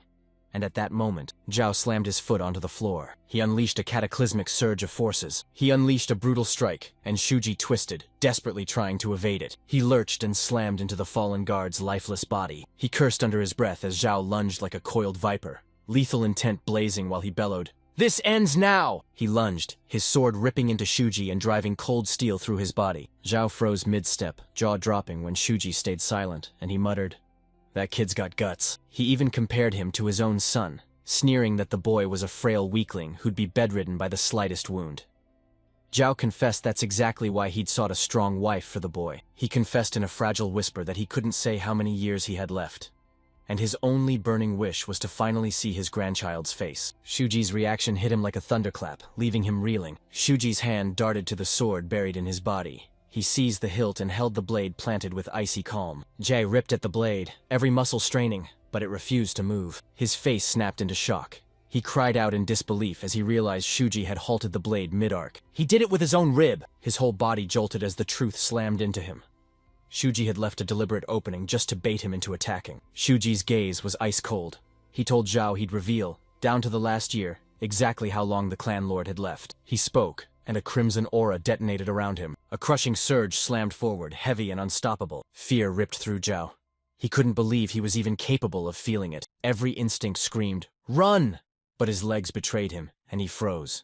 Jiao Yuxi's heart thundered as he fought to shove himself backward and carve out distance. The pressure from Shuji's aura crashed over him, suffocating every breath, and Shuji's lips twisted into a vicious grin as he spat his enemy's name like a curse. Jiao Yuxi's composure shattered. Panic clawed up his throat, and he spat curses under his breath as his mind locked onto one desperate aim: escape. Shuji's menacing aura crashed over him, crushing the air and stealing his breath. Ravenous jaws swallowed Jiao Yuxi, and the crushing weight of Shuji's aura slammed down, and in that split second he lunged his spear forward. He slammed a devastating strike clean into Jiao Yuxi's chest. Blood spurted from Jiao's mouth as he staggered back, his body racked with pain. Trembling with disbelief, Jiao Yuxi gasped and demanded to know what that aura had been, muttering that it felt like an illusion, pure killing intent, and wondering aloud how a mere brat could possibly possess such a terrifying presence. A grin tore across Shuji's face, wide and cruel. He slammed the spear deeper into Jiao's body and told Jiao, voice cold as iron, that every battle he'd fought in his long life had been nothing but formal duels and sparring matches. Shuji summoned one last savage thrust and skewered Jiao Yuxi clean through. Venom laced his words as he spat that he'd been dragged into a war of foot soldiers, where clashes meant brutal slaughter or death.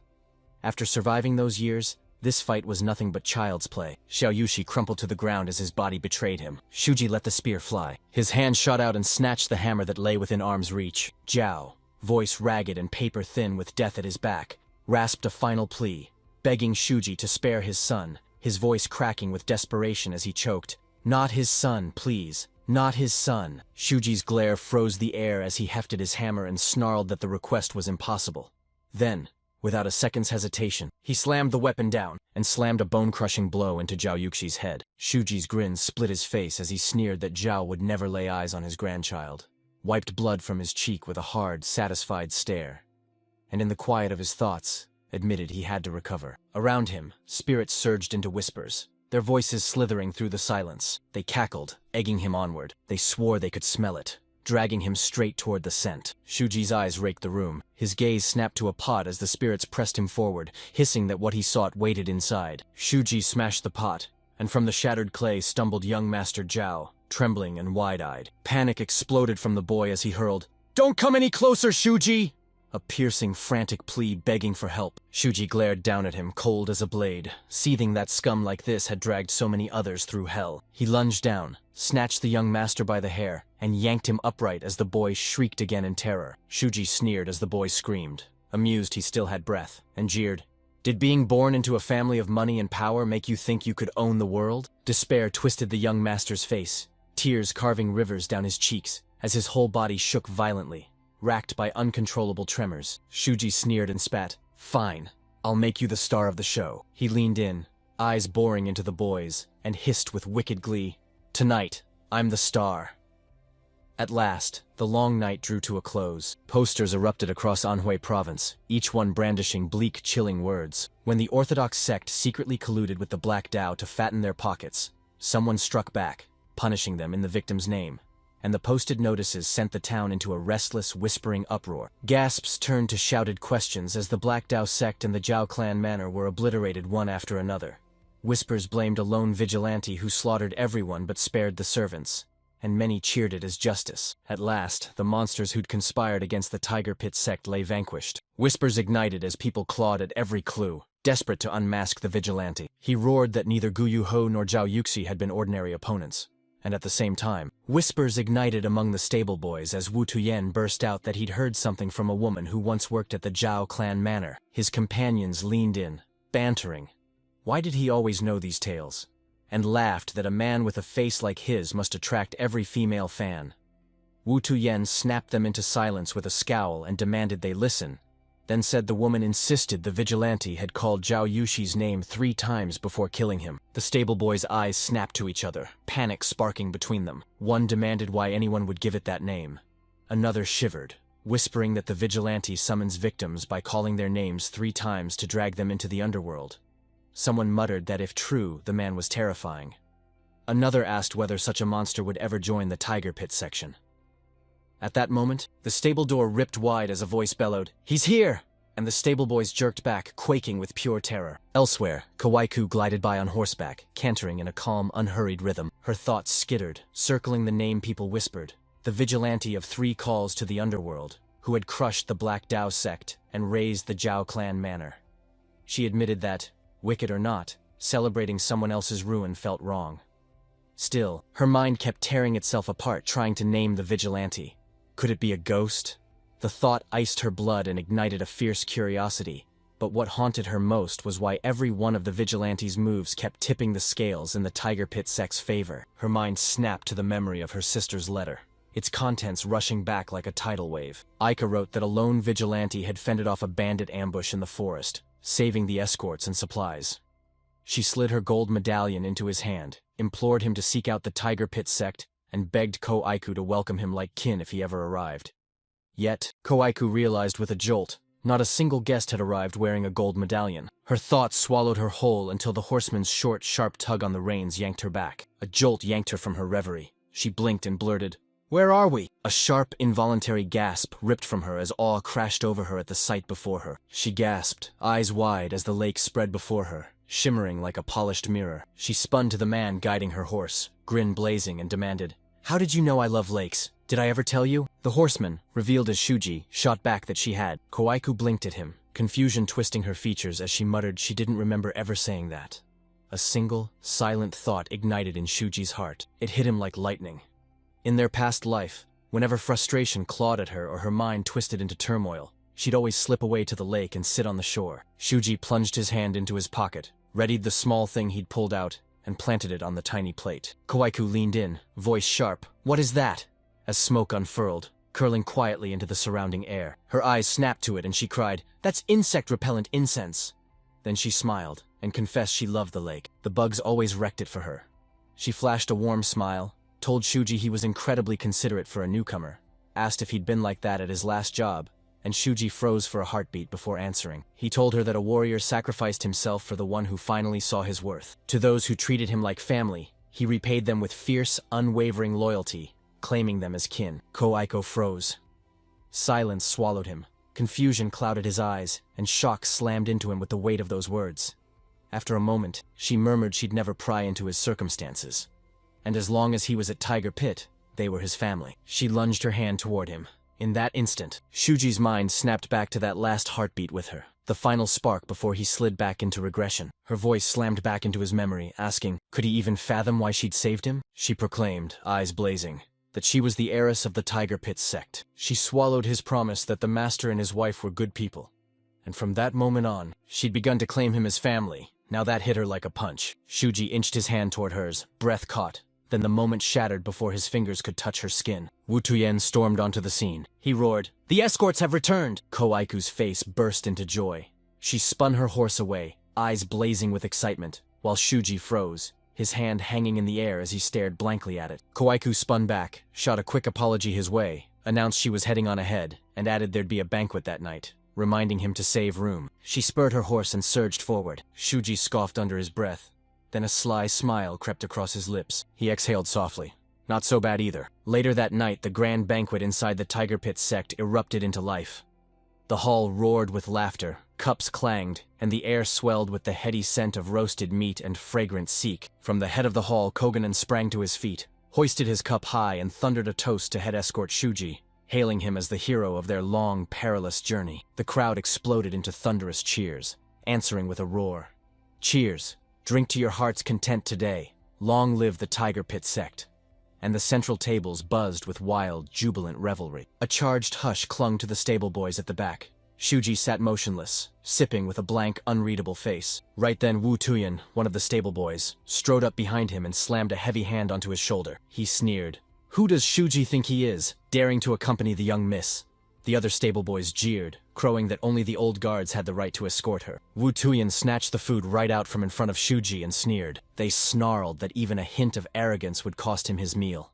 The crowd surged in, roaring, "No food for someone like you," and spitting, "Arrogant brat." But Shuji stayed stone cold, his icy calm only lighting their anger hotter. Aiku stormed over, her razor voice slicing through the jeers as she demanded what they thought they were doing, and they recoiled under her glare when she called them out for bullying Shuji again. Wu Tuyan blurted a lie, swearing they'd only brought him food to share, and another stable boy echoed it, his words stumbling from raw nerves. Aiku exhaled a soft, wary sigh. She wouldn't be fooled. And, with careful fingers, plucked a mochi from her plate and offered it to Shuji. Her eyes burned with worry as she leaned close and reminded him, "If anyone bullies you, tell me." She studied his face, asked if he was eating properly and whether they were denying him food, then pressed him again. "You must tell me." Her father's voice cut through the air, calling her name. Aiku reluctantly turned to Shuji, told him she had to go, urged him one last time to eat well, then walked away. The stable boys seethed with resentment as Wu Tuyan erupted, demanding to know how Shuji had managed to win the young miss's favor. Another snarled that Shuji was nothing but a kid compared to them, and a third spat that the only reason he was treated kindly was his face. Wu Tuyan sneered, snarling he'd do it only because the young miss had ordered it. They'd feed him after all. Spite twisted his grin as he snatched the food and hurled it at Shuji, yelling for him to eat. Shuji slid aside with a lazy flick, deliberately letting the food sail past and miss him entirely. Rage flared in the stable boys as they shouted for him to stop dodging, and then bombarded him with food, volley after volley. Shuji moved like liquid, dodging every throw with effortless grace. Only the bits of meat found their mark, which he snapped from the air and swallowed without a second thought. The boys erupted in fury, shouting he was mocking them, that his expression was infuriating, and vowing to beat the arrogance out of him. Meanwhile, up at the head of the banquet, once again Koganen seized the hall, lauded Shuji for ensuring their caravan returned safely, and declared that at last everyone could breathe easy. His wife stepped forward and, swearing on her honor, vowed to take full responsibility for the families of the escorts who had died until the end. Shuaika took the seat of honor, bowed, and in a grave, steady voice declared that no one should worry about the fallen escorts' families. She had only done her duty. Aiku slid to her side, a teapot cradled in steady hands. Someone slid her a drink with a soft tilt and thanked her for her service. Shuaika's voice brimmed with gratitude, and Aiku then dropped the name of the guest with the gold plaque referenced in the letter. Shuaika admitted she'd been dying to ask about that person, said she hadn't seen them, and wondered if they'd actually arrived at the Tiger Pit sect. And Aiku shook her head, saying they hadn't. She promised that if they had, they'd have been welcomed as an honored guest. Shuaika threw his lot in with regret. She revealed the guest to be a spear-wielding vigilante who, despite his youth, he unleashed overwhelming power and obliterated the Green Forest bandits, who were in truth members of the Black Dao sect. Regret strangled her. She couldn't thank him again, and she clung to the thought that if she could recruit such a master as a retainer, her sect's strength would grow, and no more of her subordinates would have to die. Aiku draped a gentle hand over Shuaika's, and dared her to drown her worries and regrets in a drink, then reminded her that thanks to her hard work. That night, a sea of faces erupted into beaming smiles. A tidal wave of emotion slammed into Shuaika, her thoughts tumbling as she swept a stunned gaze across the hall. Smiles erupted across every face in the crowd. It slammed into her.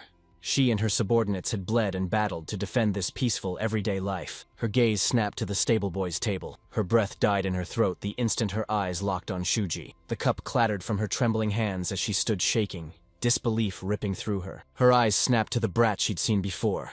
He was sitting right there. Shuji met her stare without breaking stride, darting and weaving through a hail of hurled food. He lifted a finger to his lips, a single sharp command that froze her into silence. Shuaka's heart hammered in her chest, sweat slicked her skin, and a scream clawed at her throat. Shuji's icy inner voice slammed into her. "Not yet," it snapped. "The gold plaque is off limits, and until then she must never breathe a word about him." The stable boys lay spent, chests burning as they gulped air. Wu Tuyan, cursing through ragged breaths, barked at Shuji to stop moving. Steeling themselves for one last desperate strike, the group surged as one to pounce on him. just as they closed in. A strange sound ripped through the banquet hall. It erupted from right beside their table. A mysterious man slammed the wooden bell with a jagged shard of bone. His calm voice cut like a blade through the noise, demanding silence so he could eat. Wu Tuyen scowled, spat out a furious tirade, shouting that the man should thank the sect master for letting a beggar like him into the feast, and sneering that he reeked and should wolf down his food and be gone. Grinning with dark amusement, the mysterious man branded him feisty, then slid a hand forward and murmured he'd have to teach the boy a lesson. Wu Tuyen snapped, demanding what he was mumbling, and just as a stranger reached to grab him, Shuji shot in and yanked him back. Surprise slammed into him and his eyes snapped wide. He flashed a sharp, approving grin, praising Shuji's lightning reflexes and saying instincts like that meant the boy would go far. Then the man snapped to his feet. He pinned Wu Tuyen with a venomous glare and spat that Wu Tuyen should spend the rest of his life in debt to the boy who'd just saved him. The stable boys gaped, baffled, as the stranger spun on his heel and strode away.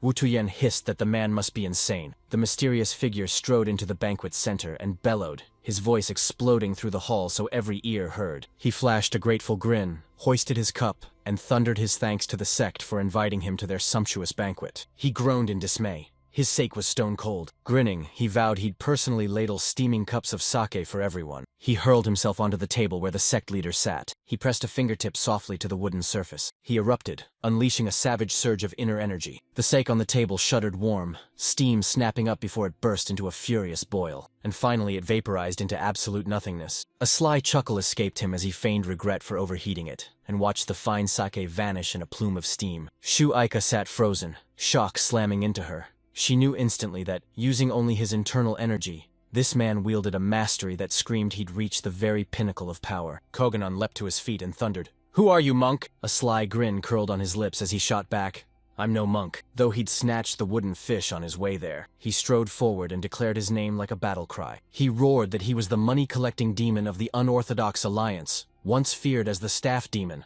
Then he hurled his name at everyone there.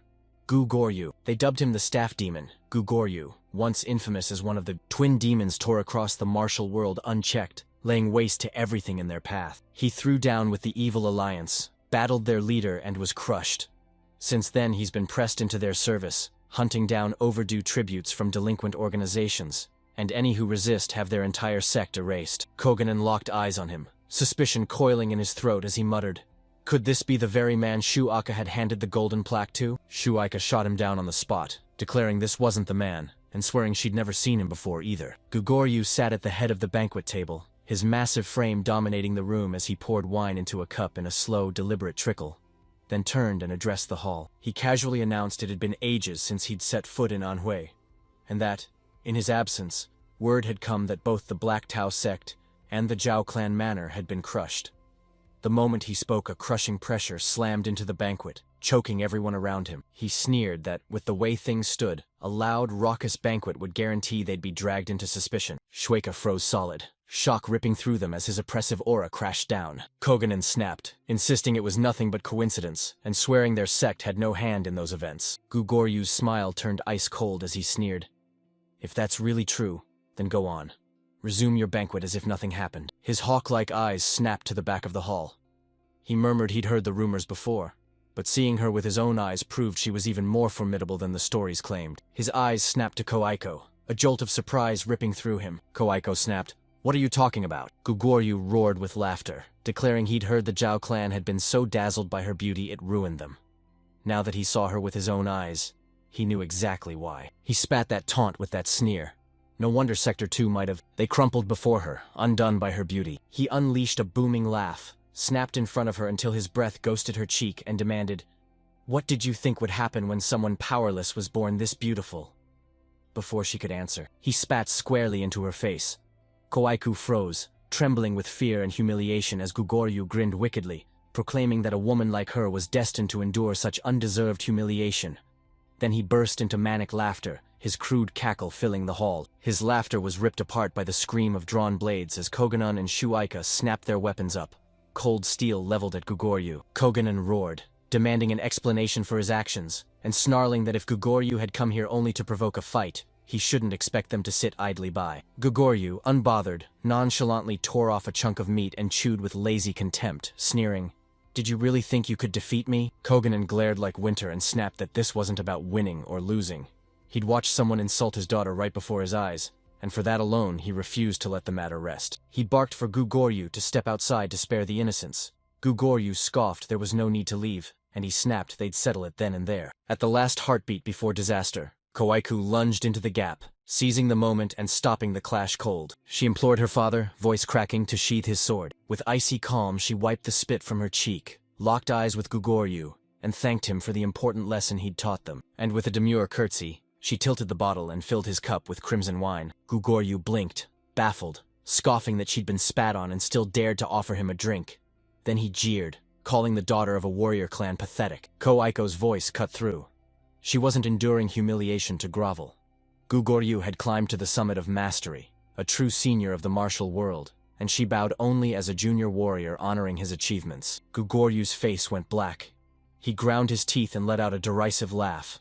After all his great warrior boasting, all he'd done was spit on a girl, and he sneered, "Don't you find that ironic?" Aiku replied, voice steady, admitting her words might have fallen short and sounded that way, but every word came from her true, sincere feelings. She dropped into a deep bow, thrust another cup forward, and implored him to accept it. Silence swallowed the air. Then Gugoryu suddenly, his hearty laugh swelled, then burst into a booming, room-shaking roar. He took the cup and downed it in a single, defiant gulp. Everyone's jaw dropped as he flashed a sly smile, apologized for his earlier rudeness, and calmly asked the sect leader to sheathe his sword. He snapped that he was doing it to spare Kojanin's pride, and insisted they end it right there. Kojanin scoffed, then relented, forcing his blade downward until the tip dipped toward the earth. As Gugoryu strode past him, a savage sneer curled his lips as he spat that if he'd been 50 years younger, he'd have claimed Koiku for himself. He froze with his hand on the doorknob, a heartbeat away from walking out. He skidded to a halt, spun back, and blurted he'd nearly forgotten the most important matter. Since the Black Dao sect had been destroyed, he hadn't collected the tribute they owed him. Coming back empty-handed would tarnish his name. Koganen's eyes narrowed as he snapped, "What exactly are you implying?" Gugoryu lunged forward, a cruel grin curling his lips as he snarled. He didn't care whether the Black Tao sect fell or the Jiao clan manor burned, only that the required sum came back with him. And he reminded them he'd just saved Koganen's face, so now Koganen owed him. Cool as ice, Kojanon leveled his gaze and asked bluntly, "Was Gugoryu really trying to levy tribute on the clans of the orthodox sects?" Gugoryu sneered, deriding the word tribute and rebranding it a consolation fee. And Koganen shot back, "Had he demanded that same fee from the Namgang clan?" Gugoryu sneered, "If I'd tried that, I'd already be dead at the Namgung Patriarch's hands." He whirled back to Koganen, snapping that the Tiger Pit sect had pocketed a fortune on their last trip, ordered them to call it condolence money for the poor souls of the fallen Black Dao sect, and then, after a long pause, asked whether that sounded more acceptable now. Eyes snapped to Kogonen's side as reluctant nods broke out, and they begged for more time before he could finish. Gugoryu slammed his staff into the ground like a thunderbolt, the impact shattering the floor and gouging a deep crater. His voice cut like a blade as he warned that time was precious to everyone. Koganon slammed his hands to his skull as panic surged. Provoke the staff demon, and the Tiger Pit sect would be annihilated tonight, and even pleading the Namgung clan might not save them. At the end, he knew there was only one option left.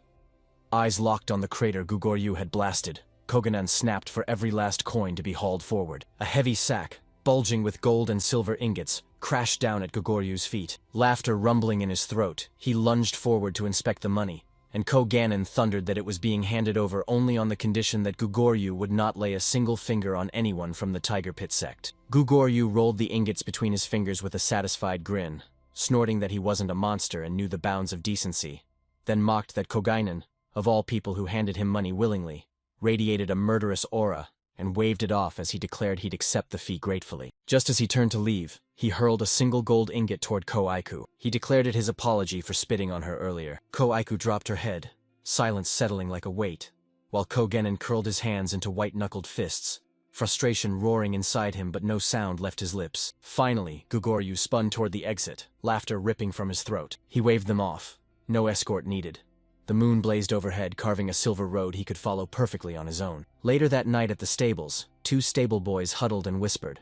One said he'd heard the escorts whisper that Gugoryu could single-handedly kill every person at the banquet.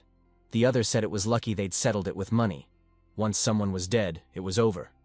And both agreed the thought of such a man was terrifying. Right then, Wu Toyan barreled into the stables. Sweat-soaked and gasping for air, he staggered forward, clutching a bundle of food. They lunged forward, eyes wide, demanding what he clutched. Certain the ruined banquet had left them starving. They hailed him as a hero for always thinking of them. Wu Tuyan cut them off, shoved their questions aside, and demanded, "Where is Shuji?" The stable boys owned up. None of them had laid eyes on him in ages. Silence slammed down. Wu Tuyan froze, then let Shuji's name slip from his lips like a fragile confession. Memory slammed him back to the moment Gu Goryu's strike nearly felled him. Shuji hurled himself in to take the blow, and a fierce fire ignited in his chest. A sudden rush of feeling ripped out of him, and he hurled his longing into the night, his voice tearing through the stables as he cried, "Shugi! My beloved Shugi! Where are you right now?" Elsewhere, the world shimmered beneath the moon's silver glow. Grinning ear to ear, Go Goryu sauntered out of the banquet and made a beeline for the wooden bridge. He closed the distance. A lone figure waited on the other side. He froze in his tracks, eyes narrowing into cold slits as the figure snapped into focus. He knew them. Shuji emerged, a menacing aura crackling around him. Goryu scoffed, sneering that he'd almost mistaken the figure for a monster, only to realize it was a man after all. He froze. This was the stable hand he'd seen earlier that evening. He spun on him and demanded, "Why did you follow me?" He sneered that maybe Shuji had shown up over the insult he'd flung at his lover. And if he came for her, his revenge was a fool's errand. He owned up to spitting in her face. She didn't flinch. His insult died on the spot, and he knew there was nothing left to gain from revenge. Shuji finally shattered the silence, ice threading his voice as he told Goryu that maybe his half-hearted monk imitation was why he kept spouting such nonsense. He barked, "Enough chatter." Shuji stepped forward slowly, and then, in an instant, he sprang at Goryu with his spear, roaring for him to hand over the money as the spear sliced through the air toward him. Goryu erupted into thunderous laughter. He weaved through the flurry of strikes, his voice booming across the bridge as he roared that no one had said those words to him in 40 years. The last who dared demand that was the rogue Night King. And now Shuji was the latest. Laughter exploded from him, and he couldn't stop. He swung his staff and slammed it into Shuji's weapon in a thunderous clash. The impact blasted Shuji backward. He scrambled for footing and locked his eyes on his trembling spear. Goryu's grin turned wolfish as he hailed the spear a masterpiece and snapped, "What's its name?" Shuji's voice cut like ice. "It has none." Goryu shook his head. What a pity. Such a small heirloom, yet a finely made weapon. And he flicked his staff into a dazzling spin. Then it slammed to a halt. He jabbed at it and said it had been a spear. When the blade snapped, he turned it into a club. Forged from black iron, it was brutally durable but crushingly heavy. And that weight would have been its only flaw if the blade had stayed intact. They would have dubbed him the Spear Demon instead of the Club Demon. He admitted, with a bitter edge, that it was truly regrettable. His words died before he could finish. Fuji shook the wooden bridge until the planks rattled, then roared that no matter how sturdy it was still only a spear without a blade. Suji lunged forward again, snapping that it was like a rogue-style wolf with its fangs ripped out. Just like Goryu himself, his balance faltered and he lurched. Rage ripped from him as he roared that Suji was a filthy creature. He dove aside at the last heartbeat as the attack shredded the space he'd just left. The spear skimmed his cheek and nicked the brim of his straw hat. A pained groan tore from him. He planted his feet, sent his staff whirling like a cyclone, and thundered that striking treacherously in a duel between men was the act of a coward. In a flash, he snapped his spin into a stabbing thrust at Shuji.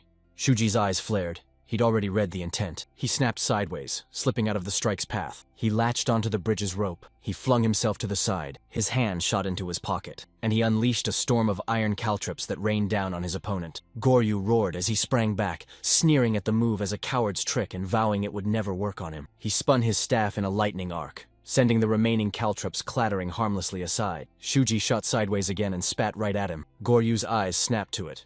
He tilted his head aside with a smirk, conceding Shuji was far more relentless than he'd expected. He whipped his staff through the air, sneering, "Were you so furious you spat on your lover and called him a naive fool?"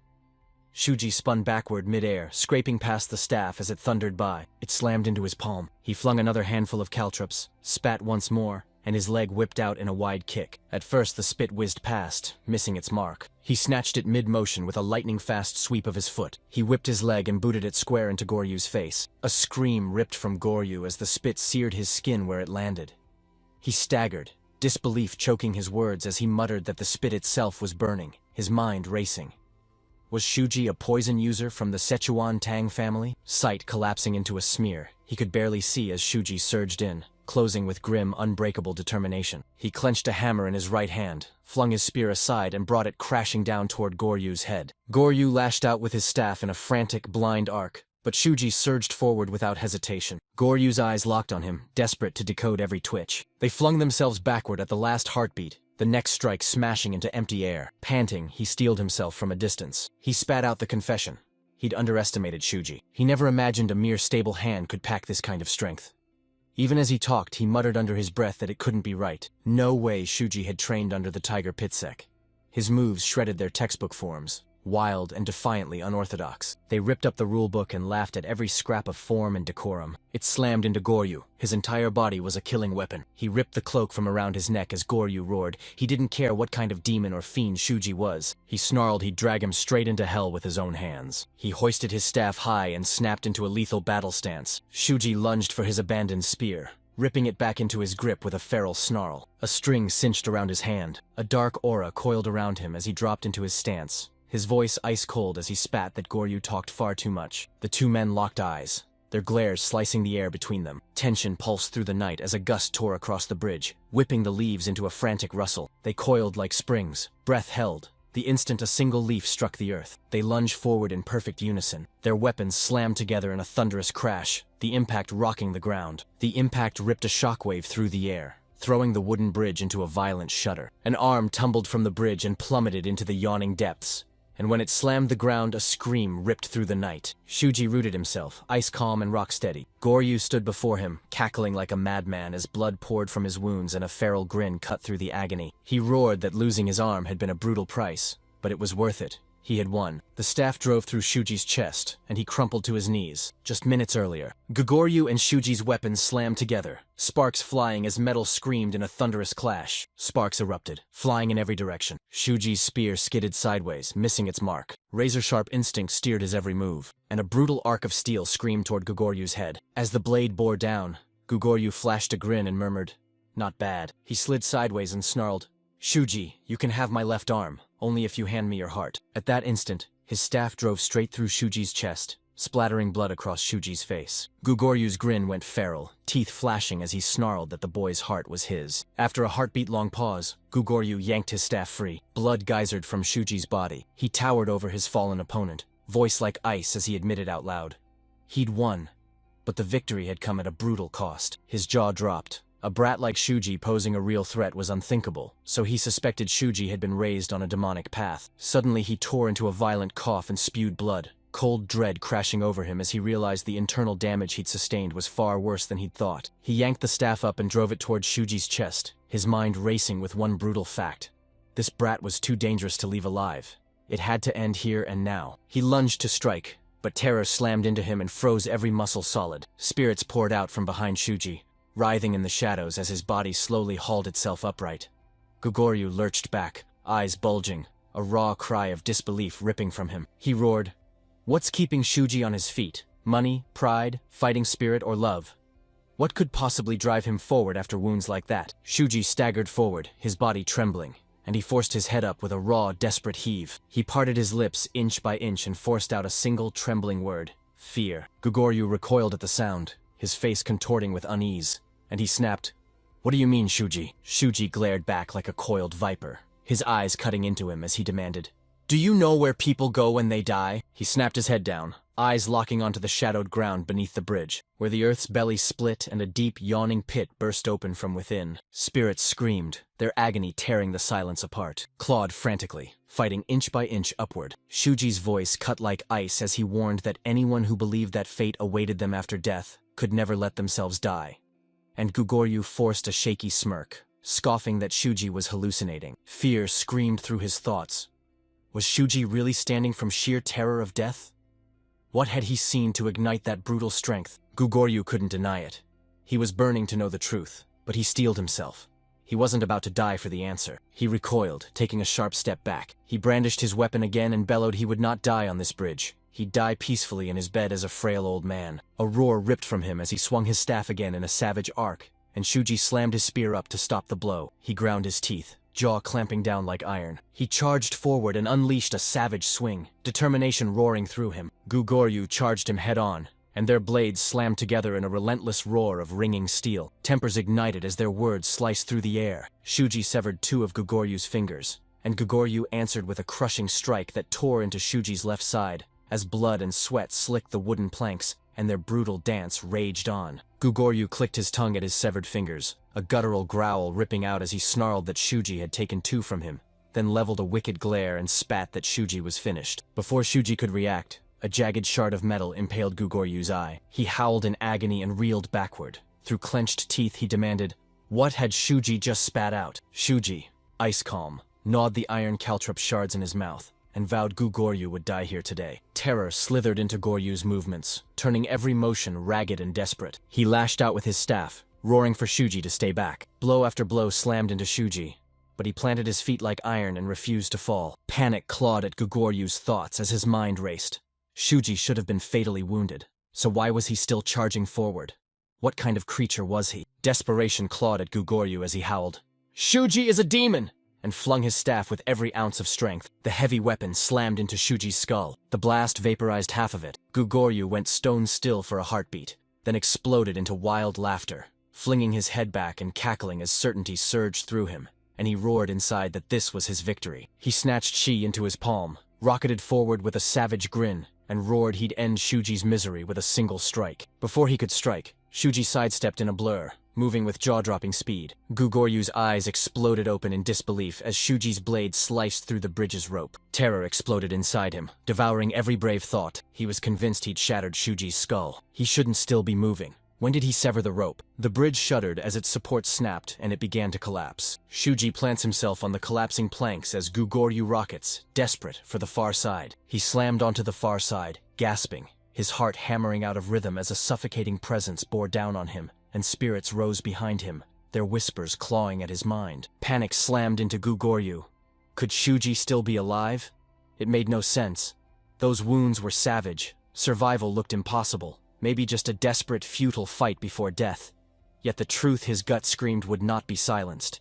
Shuji never answered to common sense. He snapped his head around, horror searing through him. I spotted Shuji hovering in midair. The stable hand yanked the spear back, the cord tied to his wrist, then hurled it. Steel slicing through the air with lethal accuracy to its mark. A spear punched clean through Gugoryu's skull. Blood streamed down his face as he unleashed one final cracked laugh, his mind snapping back to that first impression. He'd sworn Shuji was human, until panic painted him a monster. On his final gasp, he croaked one bitter truth. Shuji was neither man nor monster. He reigned over death itself. Shuji skewered Gugoryu with a brutal thrust, watched the staff demon's body slam against the cliff face, and plummeted down with it. Plummeting, he lunged, and his fingers closed on the spear's tethering cord, and he lunged, barely snatching it, leaving himself dangling midair. His body convulsed as he gnawed his teeth against searing pain, convinced he was a wreck. Pain ripped through his skull as if it had been split wide open. Organs ripped and his legs shattered. He forced himself to cling to one brutal truth.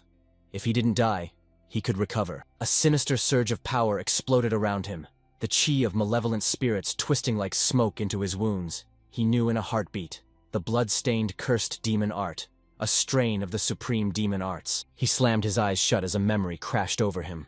He remembered how Kokofu once snarled that the only reason he could chase revenge without end, even as his body lay shattered, was the supreme demon art's monstrous regenerative power. Shuji realized his life had been spared for that very reason.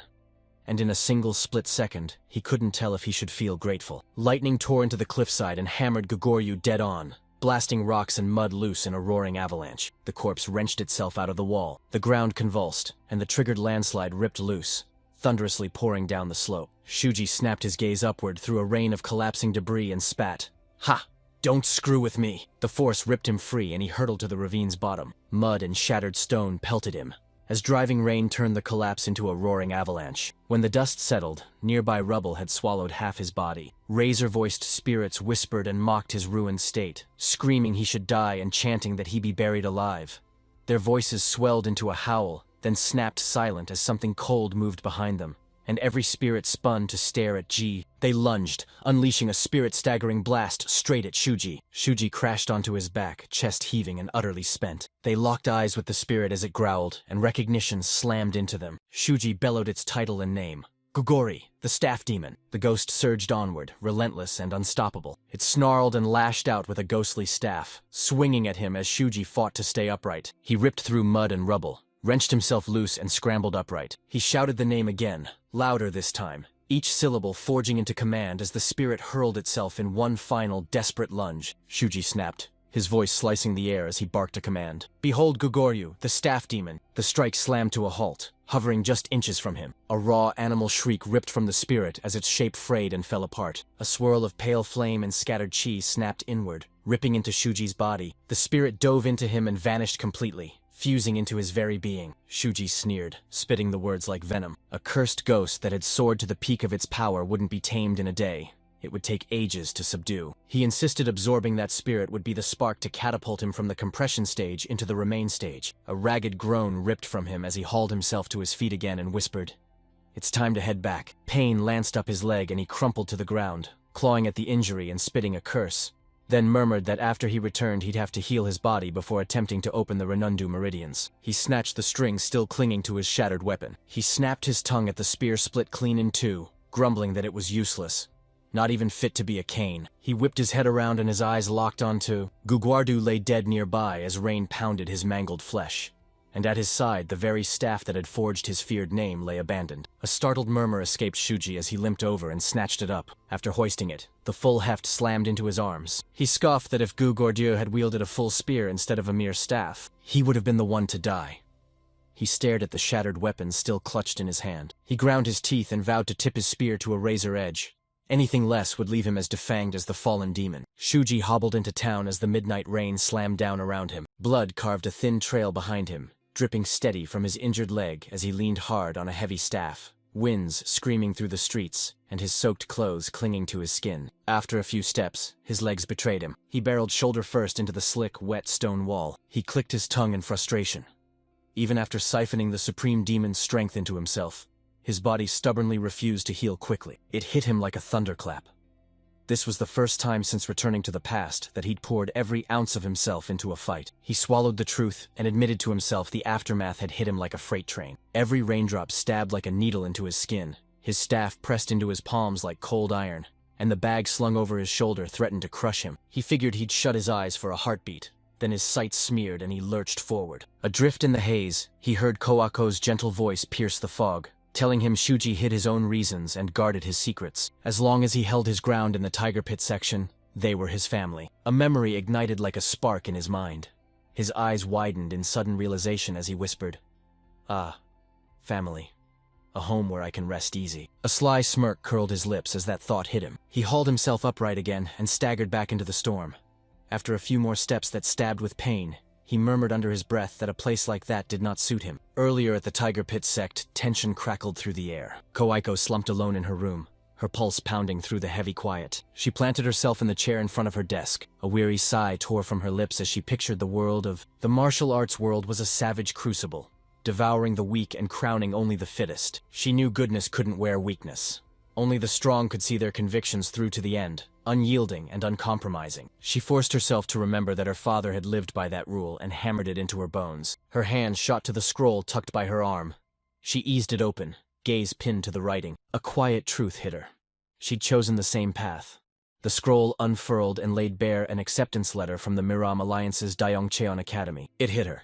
The Miram Alliance ran the academy themselves. They handpicked only candidates aged 16 to 18. Forged into blazing prodigies, they would one day seize the helm of the Kang Ho. Koaiko exhaled another long, ragged breath and pressed both palms flat against her face. She'd snuck into the entrance exam in secret, and even now the acceptance felt impossible. She planned to graduate from the academy, sharpen her skills with real experience, and use that foundation to elevate her family's standing. But she balled her hand until her knuckles went white.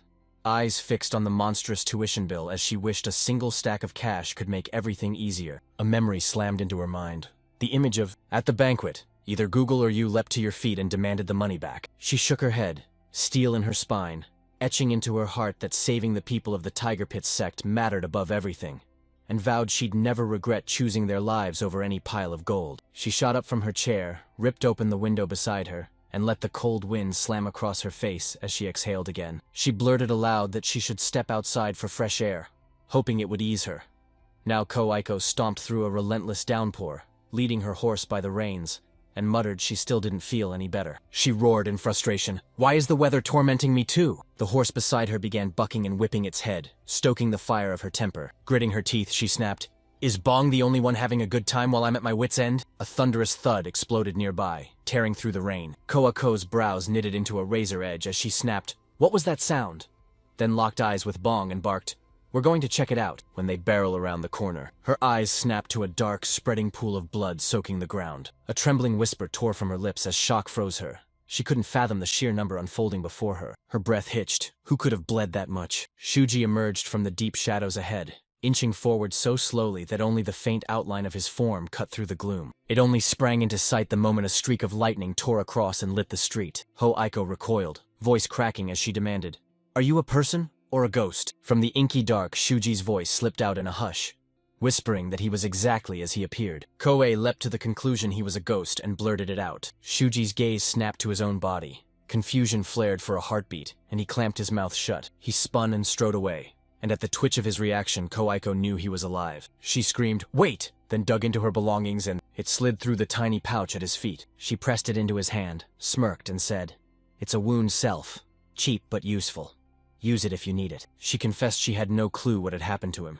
She wouldn't recklessly dive into combat, but she couldn't stand by while someone suffered right in front of her. She snapped that if he truly didn't want it, he could just toss it away. For a heartbeat, Shuji's lips curled into a smirk. He crouched, scooped up the pouch, and inspected it without a sound. Silence hung for a beat. Then he yanked the bag tied to his staff and flicked it into a gentle swing. Koaiko's eyes snapped wide with alarm. He exploded into a shout, his voice trembling with raw nerves. She demanded to know why he was doing that. Shuji hurled the sack at her feet, and he barked at her, voice flat as steel. "Put it on the horse!" He spun on his heel and strode away once more. She screamed after him again and again, voice breaking as she begged him to stop and explain. Her gaze latched onto the sack for several seconds as a torrent of frantic thoughts surged through her head. The faint metallic tang riding the rain betrayed how huge it was, and terror coiled in her gut as she feared what lurked inside. Fear clenched her like a fist. What if it held a severed head? Duty burned. If it did, she'd have to report it to the authorities. She sank into a cautious crouch, hand trembling as it reached out and her eyes clamped shut. Then she eased the sack open, every muscle coiled, bracing for the horror inside. At last she lifted her gaze. She gasped as disbelief slammed into her like a punch. Inside the tiger pit, the staff demon had seized the stolen sex funds, and her breath snagged as the realization slammed into her. She snapped her head toward where Shuji had gone and his gaze locked onto him the instant he rounded the next corner. Koako sprinted after him, bellowing, "Wait!" and demanding to know how he had recovered that stolen money. She whipped around the corner, bracing to confront him face to face. Her eyes shot wide as he found nothing there. Only a slick, copper-red puddle of blood lingered, along with, the instant her feet hit the floor, lightning split the sky, blasting the street into white. Koako stood alone in the rain, her voice shaking as she shoved a whisper into the storm and demanded, What on earth? Who are you?" Shuji hurled himself off the roof, a deliberate leap into the void. He slammed into the ground below, a ragged groan tearing from his throat as he lay motionless for a few heartbeats. He summoned every scrap of strength and pushed himself upright. No sooner had he stood than a presence loomed close by. He snatched his weapon and hurled it into the nearest haystack, eyes razor narrow as he realized someone was out there, and he wondered who would be roaming at this hour. Just as he moved to slip away, a startled voice ripped through the night. Wu Tuyen burst into view, eyes wide with confusion that snapped into recognition, and he cried, "Shuji!" with raw, overflowing relief. Shuji tilted his head as the voice clicked into place. Of course, that man again. Irritation flared and he mentally spat that he wasn't up for Wu Tuyen's antics tonight. Wu Tuyen barreled toward him, voice fizzing with excitement as he shouted, "Shuji! Where have you been all this time?" Shuji clenched his hand into a tight fist, muttering under his breath that the man was insufferable. Before he could finish the thought, Wu Tuyen barreled over and shouted, concern ringing in his voice as he called Shuji his lifesaver and said he'd hunted everywhere, griping that the meat and rice cakes he'd prepared had gone cold. And Shuji clicked his tongue, annoyed that Wu Tuyen had found a fresh way to be irritating. Wu Tuyen's gaze snapped to Shuji's wounds. He tore open his jacket, hands racing over the cuts, then barked, "What happened? Who dared hurt our youngest?" Rage boiled in his voice as he declared, "This is war, no matter who the culprits are." Shuji jerked his hand away and snapped for silence, then ordered Wu Tuyen to go to their master and fetch the herbs he'd mentioned. Wu Tuyen blinked in confusion, stammered his agreement, and Shuji immediately rattled off the ingredients he needed. I slammed Poria into the pot, uncorked dragon's blood, peeled back persimmon calyx, pulverized fenugreek, scattered flaxseed, snapped piper longum, and crowned the brew with longan fruit. Wu Tuyen hurriedly scrawled them down, shouting there were far too many to gather at once, and demanding where he was supposed to find all those ingredients at this hour. Shuji just said, "Go to Shuaika and fetch them." Recognition slammed into Wu Tuyen. His eyes shot wide. He blurted, "Master Shuaika!" the leader of the Howling Tiger Escort Bureau, and panic seized him. He exploded at Shuji, roaring, "Have you lost your mind? How could you go to someone of that standing for herbs?" Shuji stayed ice calm and said, firm as steel, "If Wu Tuyan says it's my request, they'll hand over whatever we need." Wu Tuyen clenched his fists until his knuckles went white, muttering that it made no sense and grumbling that he couldn't even bring himself to strike this stubborn man. He spun toward the door, exhaled a weary sigh and declared he'd go anyway, a favor for his lifesaver. He muttered under his breath, scrambling for the words he'd use when he got there. Shuji said plainly, "Say it's from me," and promised they'd understand. Wu Tuyen shot Shuji a hard look, searched his face, and after a beat muttered, "Fine, I'll just say the stablemaster sent me." The instant he vanished around the corner, Shuji ignited his chi and sent it racing like wildfire through his veins. Energy flared to life, and the air went heavy as he gauged his strength. His staff demon rank anchored at the 10th step of the bone carapace, when a massive red door materialized before him, and he fixed a solemn stare on it. He hissed that to pry it open he'd have to pierce his immune meridian and drain his blood. They ripped it out and poured in a spiritual elixir, a perilous ritual teetering on the edge of disaster. A sudden jolt of memory hit him. His acupoints had been fully open when he battled the staff demon, and a quiet doubt crept in. Had he perhaps lost too much blood? He locked onto the nearby lingering spirit, and vowed to swap the final elixir for the staff demon's very soul. Shuji's gaze snapped cold as steel as he locked onto the spirit, and the ghost screamed in terror when he thrust his hand forward. He lunged and snatched the shimmering strand of spiritual essence. The spirit thrashed and screamed as Shuji yanked it toward him. Moments later the resistance crumbled, and the spirit was swallowed whole, every last whisper devoured. Wu Tuyen barreled around the corner, her voice cracking as she screamed Shuji's name. He stepped closer, voice quivering, Shuaika's strange words pounding through his mind. He exploded, demanding to know who Shuji really was. Shuji stood stone still, snatched the sack of ingredients and, cold as ice, told him to shut up. Wu Tuyen stammered, at a loss, then fell silent. Shuji slipped into the adjacent room, and without once glancing back, barked orders. "Wu Tuyan, hold the door.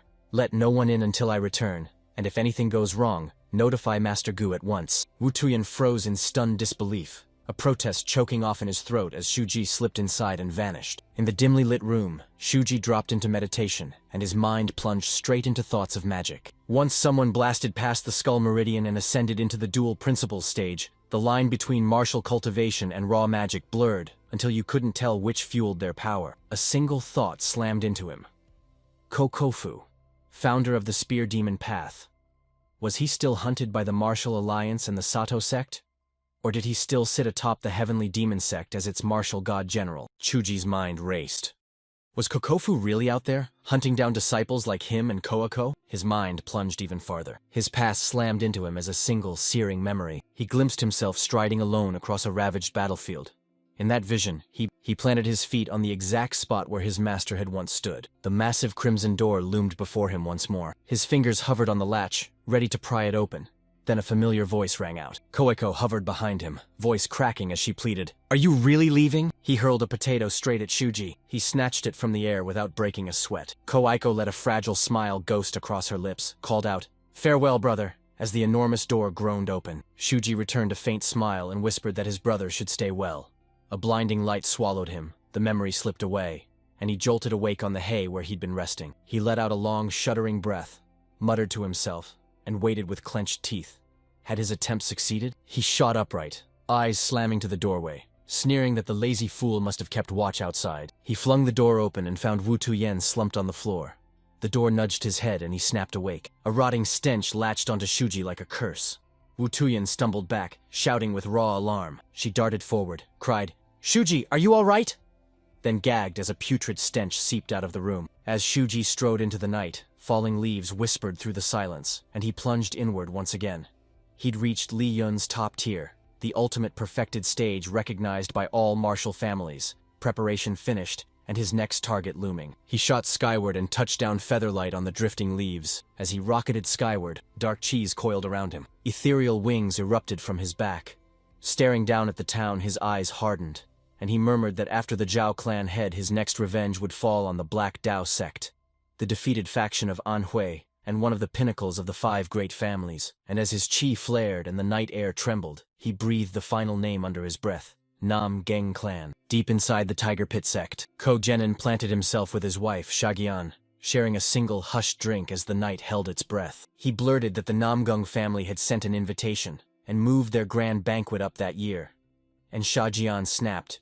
Why would they, of all people, be invited to a gathering dominated by Anhui's great orthodox sects? Ko Genin dropped the bomb.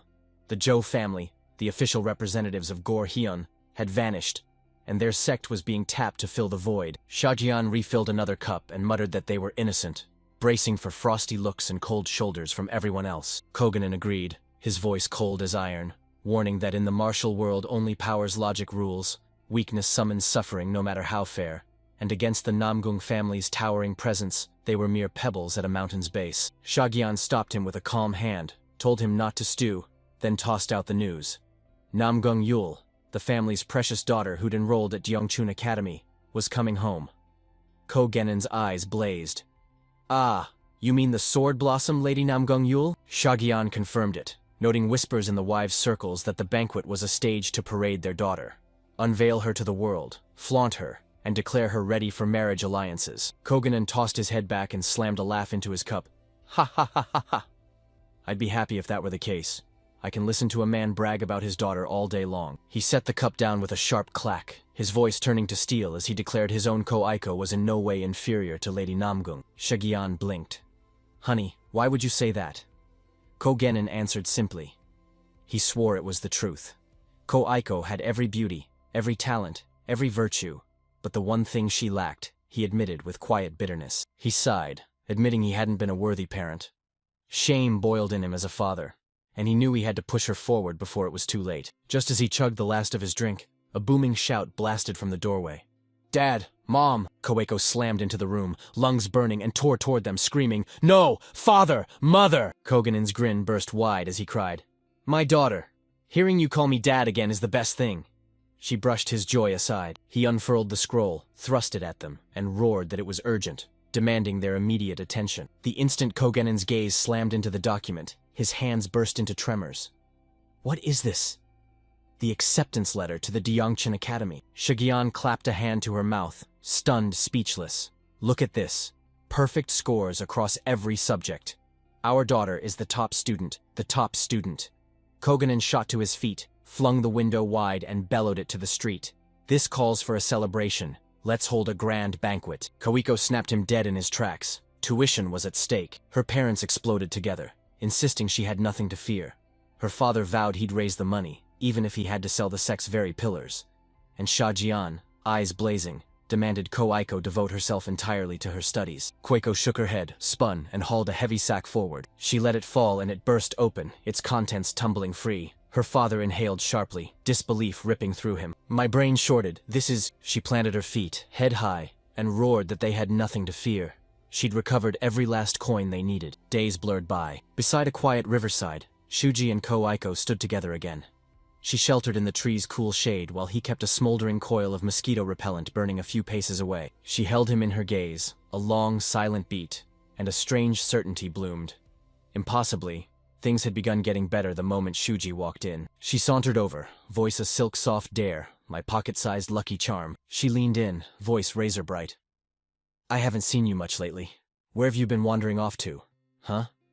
Did something change since I saw you a few days ago? Shuji goes stone silent, eyes vacant, as if her words never registered. She slammed her palm into his back and snapped, What are you thinking so hard about? She slammed down beside him and jabbed the button again. Why hadn't he answered when she called? She stepped in right beside him and stunned Shuji, who blurted a vague this and that, while beneath the surface, he was plotting to dismantle the Namgung family. A memory slammed back, his own voice from years ago, recounting how an elder of the Namgung family had cut a shadow deal with the Zhou family and the Black Path sect to bury the Tiger Pit sect's savage persecution. The Namgung family. They hoarded power, cloaked the conspirators, and let injustice fester until it ate everything from the inside. The truth slammed into him.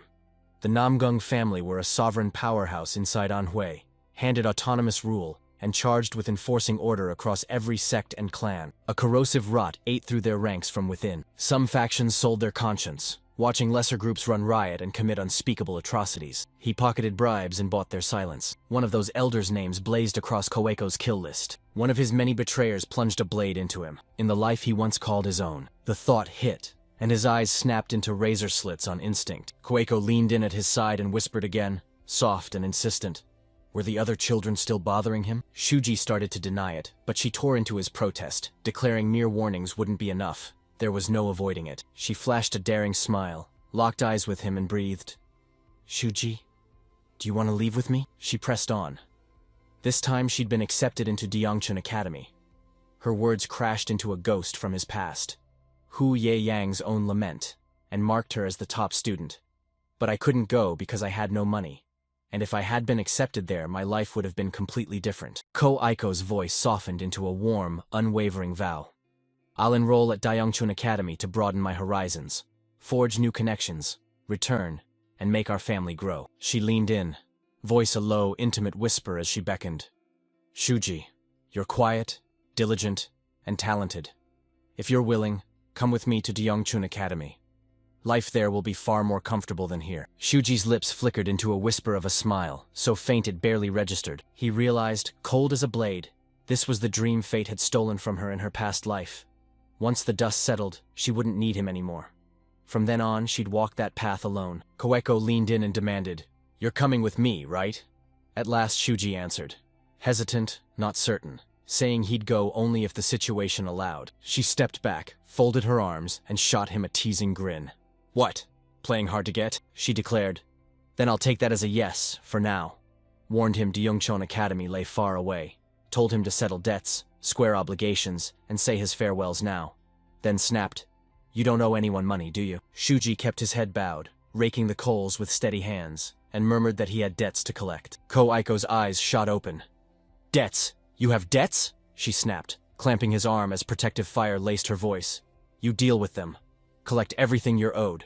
Got it? She didn't wait for a reply. She spun away, strode to her horse, and flung over her shoulder. No! Let's go! I'll collect them all for you.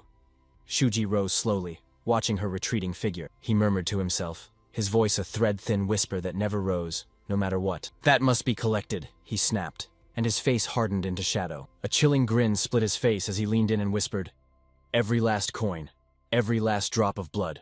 All of it. A few days raced by. The Namgung family estate erupted into a roar as guests poured through the gates for the grand banquet. At the entrance, Shuika sank into a deep, formal bow as the Tiger Pit sect appeared, greeting them respectfully and noting their long journey.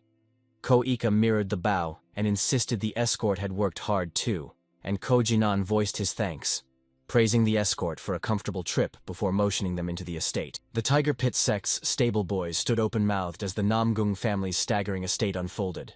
Marble walkways, ornate pillars, and sprawling gardens that seemed to stretch forever. Wu Tuyan's eyes bulged with awe as he muttered, So this is the Namgung family. Massive, breathtaking. Everyone is jaw-droppingly handsome, and, in an instant, it bloomed into breathtaking beauty. Raucous, ecstatic shouts from the young women seized their attention. Several girls surged forward, swarming Shuji and pelting him with questions. Where he'd come from, whether he worked alone, how old he was. They gushed over his handsome face, ogled his strong arms, even offered to wipe the sweat from his skin, and irritation flared in Shuji. From a distance the stable boys watched, envy coiling in their guts as bitterness flared. They muttered he was mean and branded him a jerk, until one cut through the whispers and snapped, We agreed to be nice to Shuji. Wu Tuyen let out a helpless groan and confessed he couldn't help himself. Shuji finally caught their stares. A boy panicked, jabbed a finger and blurted he'd seen them, and in an instant, Shuji melted away from the crowd of girls. He snapped into view, right in front of the stable boys. He pressed a steady hand to Wu Tuyen's shoulder and whispered, I'm leaving the rest to you. Wu Tuyen blinked, bewilderment flaring, and yelled after him. Shuji had already vanished again. Disappointment hardened into icy glares as the girls snapped, Where did that handsome boy go? And scrambled to salvage the situation. Wu Tuyen hoisted them up, jabbed a clumsy finger at his chest, and tried to sound charming. But his voice cracked. They towered over him, sneers blazing, pure unmasked disgust burning in their eyes. And he stormed off, sneering and ripping the whole encounter to shreds the moment they left. Wu Tuyen stood rooted, eyes fixed on the ground, a lone tear carving his cheek as he breathed Shuji's name and hissed, "Jerk!" Late that afternoon, the stables erupted, thundering hooves and steaming breaths filling the air. Shuji perched on the carriage roof as a harsh overseer barked orders, tearing into the stable boys and snapping that the banquet was about to begin, sneering, "Lazy bums." He swung the stick viciously, pummeling one of them over and over as he sneered, "Have you lost your mind, boy?" He snarled about the meat's price and sneered that the boy was worthless. The boy curled into a tight ball and screamed for help. After spitting on him, the overseer barked that he was swamped, and then he slammed his boot into Able Boy's head, barked at the new stable boy to ready the sacrifice for the blood oath, and demanded if it had been handled properly. The boy bowed, said he'd brought the offering in whole with its blood untouched as instructed, then trembled and confessed there was a problem. The overseer's face twisted into a furious snarl as he barked. What problem could possibly exist? The stable boy panted, explaining the wolf they'd captured was colossal, so heavy they could barely budge it. The overseer lashed his stick again, roaring they should have grabbed anyone within reach to help. Terrified, the boy bolted to call the others. The overseer clicked his tongue like a judge slamming a gavel, then muttered, "They're useless." His eyes snapped to a flicker of movement inside one of the carriages. The shroud twitched, and they dared to believe the sacrifice still drew breath. He snatched his sword, snarled that the stable boys hadn't even checked if the animal was dead, and swore he'd sever one of their legs when they returned. He hoisted himself into the carriage, snarling that those nagging tasks had stolen every ounce of joy from the banquet. Inside, he tore through the room, bellowing, "Where are you hiding, wolf?" He dropped to his knees and patted its head, scoffing that it was nothing but a wolf cub, and baffled by the chaos it had sparked. The wolf stirred. The overseer recoiled, stumbling back as a choked gasp ripped into a shout when he saw its colossal size. He exploded into hysterical laughter. He practically bounced with the discovery, shouting that a wolf this massive would turn the blood oath into a roaring triumph, and crowing that, for once, the incompetent workers had accidentally struck gold as he pictured the family head beaming with pride. He didn't suspect a thing as a rope slithered up behind him and silently coiled around his neck. Lurking in the shadows, Shuji snapped the rope taut and yanked the man skyward. The overseer flailed, clawing at the air and choking out desperate pleas for help. Shuji's voice was ice cold as he stepped out from behind a hanging slab of meat and admitted he was curious about the Namgung family's inner workings. He fought back, teeth clenched, forcing ragged words past the crushing grip choking his throat. Shuji grinned into the shadows, yanked harder, and hissed that he didn't need him to say a word. His legs gave out. He went utterly limp and crumpled to the ground. Moments later, the man's spirit tore free and hovered beside the corpse. Shuji dropped the rope and snatched the spirit by the head. He glared down at the fallen body, voice cold and unyielding. A dead man is more honest than any living soul. Outside the carriage, booming voices ricocheted through the air. Namgung stable boys seized Tiger Pit hands and dragged them across the yard, shouting for their help as Wu Tuyen thrashed against the grip and bellowed, "We're not Namgung, we're the Tiger Pit." The Namgung stable boy dropped to his knees, pleading and swearing he'd hand over meat and food later if they'd help him haul a single wolf. Wu Tuyen shoved him off, bristling at the demand, and the Namgung boy scanned the crowd, calling out, "Where's that warrior gone?" He slammed into another Namgung stable boy, who snapped at him for standing around. Panic boiled up and he blurted a hurried yes. A heartbeat later, several of them locked arms and heaved the enormous wolf, dangling upside down from a thick pole, off its perch, shouted a count in unison, then staggered forward under its weight. Wu Tuyen exploded, roaring why they were forcing him into this, as the Namgung stable boy thanked him again and promised a reward. Wu Tuyen snapped that he better keep his word, and demanded why the wolf felt so heavy. Had it just given birth?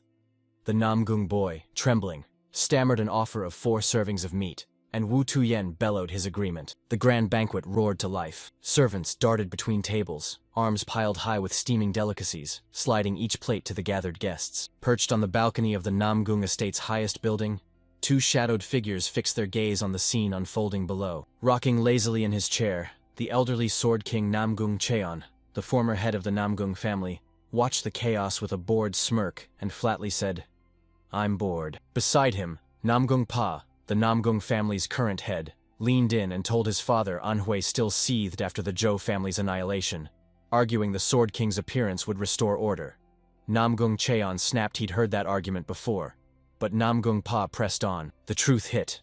The Zhou family were an undeniable collateral branch of the Namgung line, led by Zhou Yangjia, a distant relative of Namgung Pengseng, who still commanded respect on the Council of Elders. The Sword King snapped that he already knew. He'd seen Zhou Yangjia's face several times, and the boy had been astonishingly bright. Nam Pa pressed on, declaring that now the truth of Zhou Yangjia's collusion with the Black Path had leaked out. The Namgung clan had to prove they, as a pillar of the righteous path, bore no shame. Namgung Cheon scoffed, brushing off the alarm. Let a few weaklings die among themselves. His son always melts down over the smallest things. Namgung Pa groaned and railed that likening the Zhou family and the Black Path sect to crickets was ridiculous. The incident he referenced had happened long ago. Namgang Yul burst in and cut their exchange off. The eldest daughter of the Namgung family swept in, dropped into a crisp bow, and declared it was almost time to enter the banquet hall. Namgung Pa's face lit up as he gushed over his daughter and asked his father if she'd grown into a beauty, while the Sword King smiled and teased whether she'd spotted any worthy husband material at the academy. Namgung Pa lunged forward, disbelief burning, bellowing into his father's ear that she was far too young to be worrying about marriage, while Namgung Cheon flicked a dismissive hand and complained about the racket. Namgung Yul declared, calm as ice, that her grandfather was right.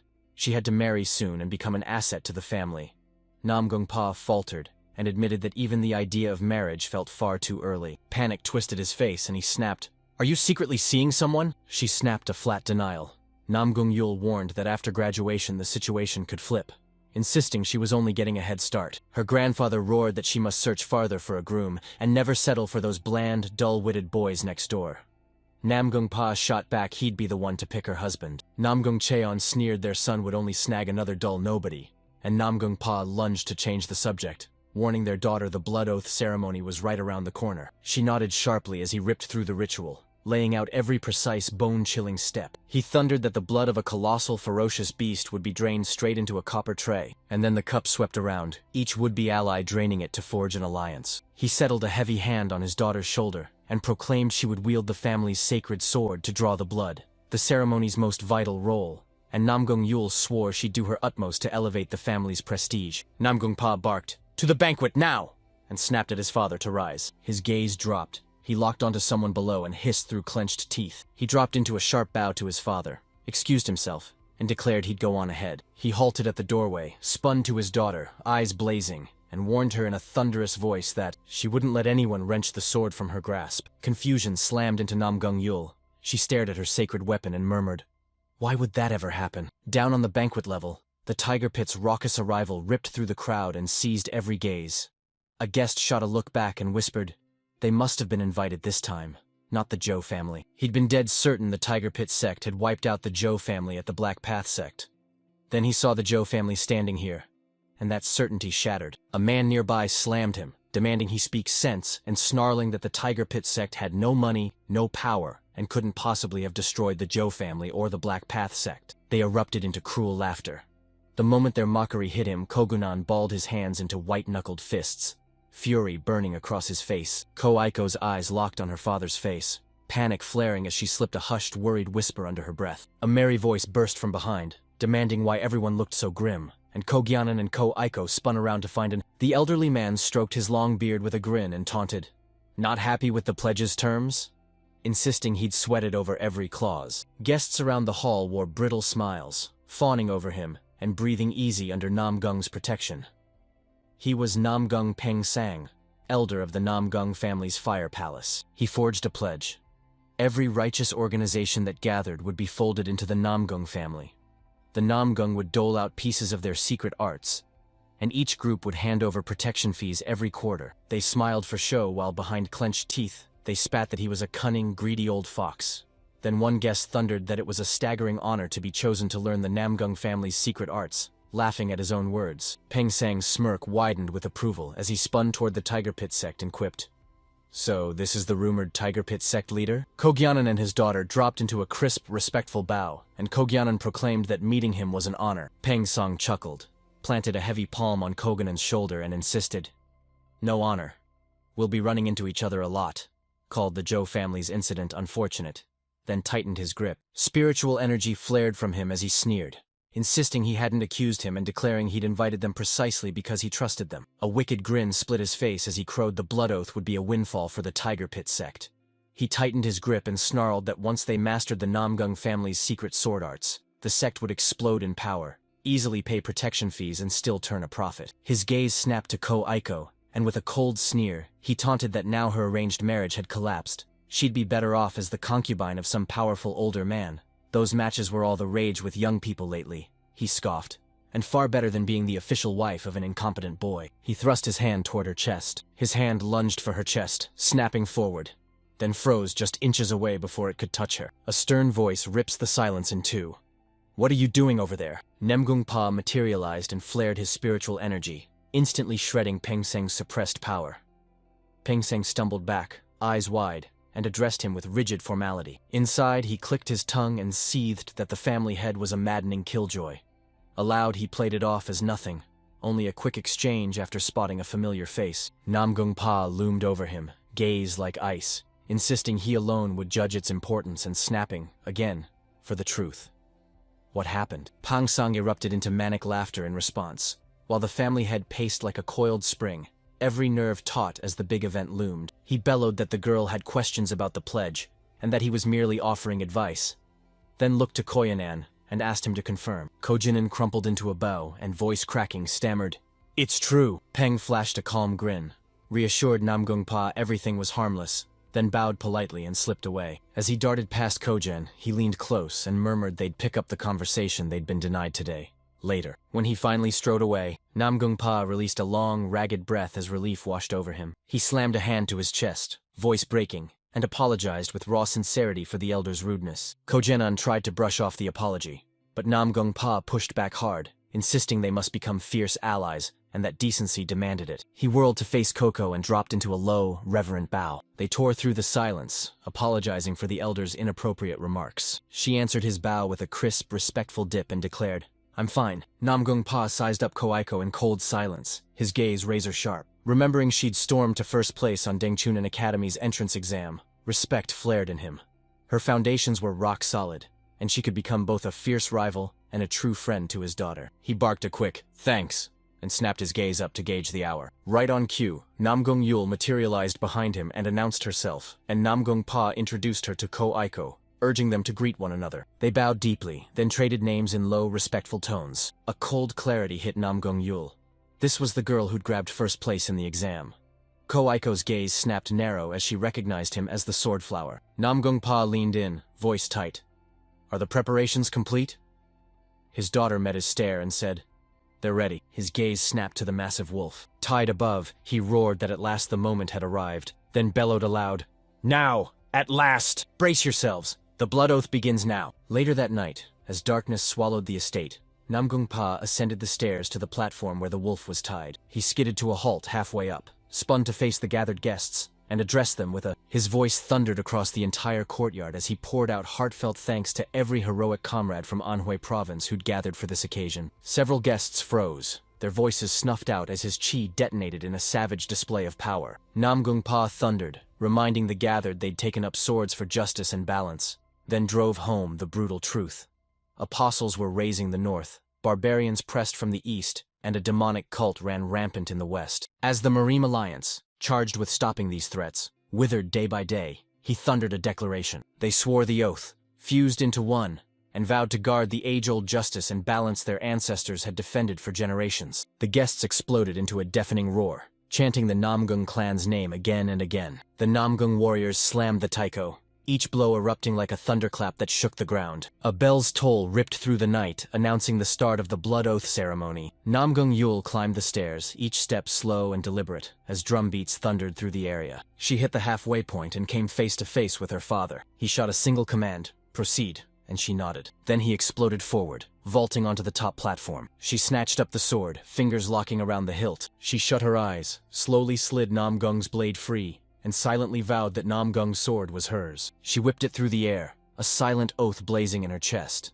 Today, here, she'd pour out every ounce of herself to crown Namgung's name with glory. Her eyes snapped open and she launched into a blinding storm of razor-precise, intricate swordplay. She moved with surgical precision, each motion a study in pure, breathtaking grace. She finished the forms, froze, and stood stone still. Now only the ceremony's final act remained. She leveled her sword at the wolf, tied fast in the platform's center. She steeled herself and hurled every last ounce of her being into this final act. She rocketed forward, unleashing the peerless sword of the vast sky technique, the heavenly dance, single line. Just as her sword's tip hovered inches from the wolf's neck, The supposedly dead creature twitched. Blood-soaked, he ripped a grin from deep inside him, and suddenly a hand shot out from inside the wolf. As Namgung Yul's blade descended for her throat, a topless, bloodied man wearing a wolf headdress lunged, his hand clawing toward her. His hand hovered a heartbeat from her skin when she snapped her gaze to him. A memory slammed into her. Her father's voice thundered, "Yul, the sword! You can't let anyone take it!" He clamped his hand around her neck and hoisted her into the air. Namgung Yul froze, shock and confusion shredding her calm as her thoughts sprinted. Someone had just crawled out of a wolf's stomach? No way. Was she dreaming? Tears burst from her as she fought to accept the impossible. The choke was real, ripping air from her lungs. And the holy sword, where was it? She snapped her gaze forward at a sword suspended in midair, teetering seconds from crashing down, cold steel pressed to her throat. She let out a low groan, eyes locked on the blade biting her skin. Shuji's voice cut like a blade. "I'm pressing your pressure points now. Struggle and I'll cut off your ear first." Everything slammed into Yul's mind, and she erupted into a raw, piercing scream. Her father barreled down the stairs. He snapped his head back at the sound as warriors below erupted in questions. Some insisted they'd seen a person emerge from the wolf, while others scoffed it was just guts spilling out. Then Namgung Pa flared his chi and surged upward. He felt Yul's energy splinter like glass and his chest tightened. What had happened upstairs? Then his daughter's sword sheath clattered down the stairs. His heart lurched and his eyes snapped to it. He knew instantly it was the holy sword's sheath. A thunderous voice erupted from the platform above. "Listen up, you bastards of the Namgung clan!" Namgung Pa's head snapped up. He saw his daughter held hostage, and he screamed her name, horror ripping through him. He spat "murderous bastard" at Shuji, and thundered for him to release his daughter this instant. Shuji's voice sliced through the silence. "I have two demands." Namgung Pa barreled in, roaring that the fiend must release his daughter. Then, out of nowhere, someone slid up beside him and snapped, "Quiet for a moment, I can't hear what Shuji's saying." Namgung Pa roared at his father, but Namgung Cheon stayed ice cold, urging him not to lunge in blindly, and reminding him that even after inheriting the family headship, he still hadn't shaken that reckless habit.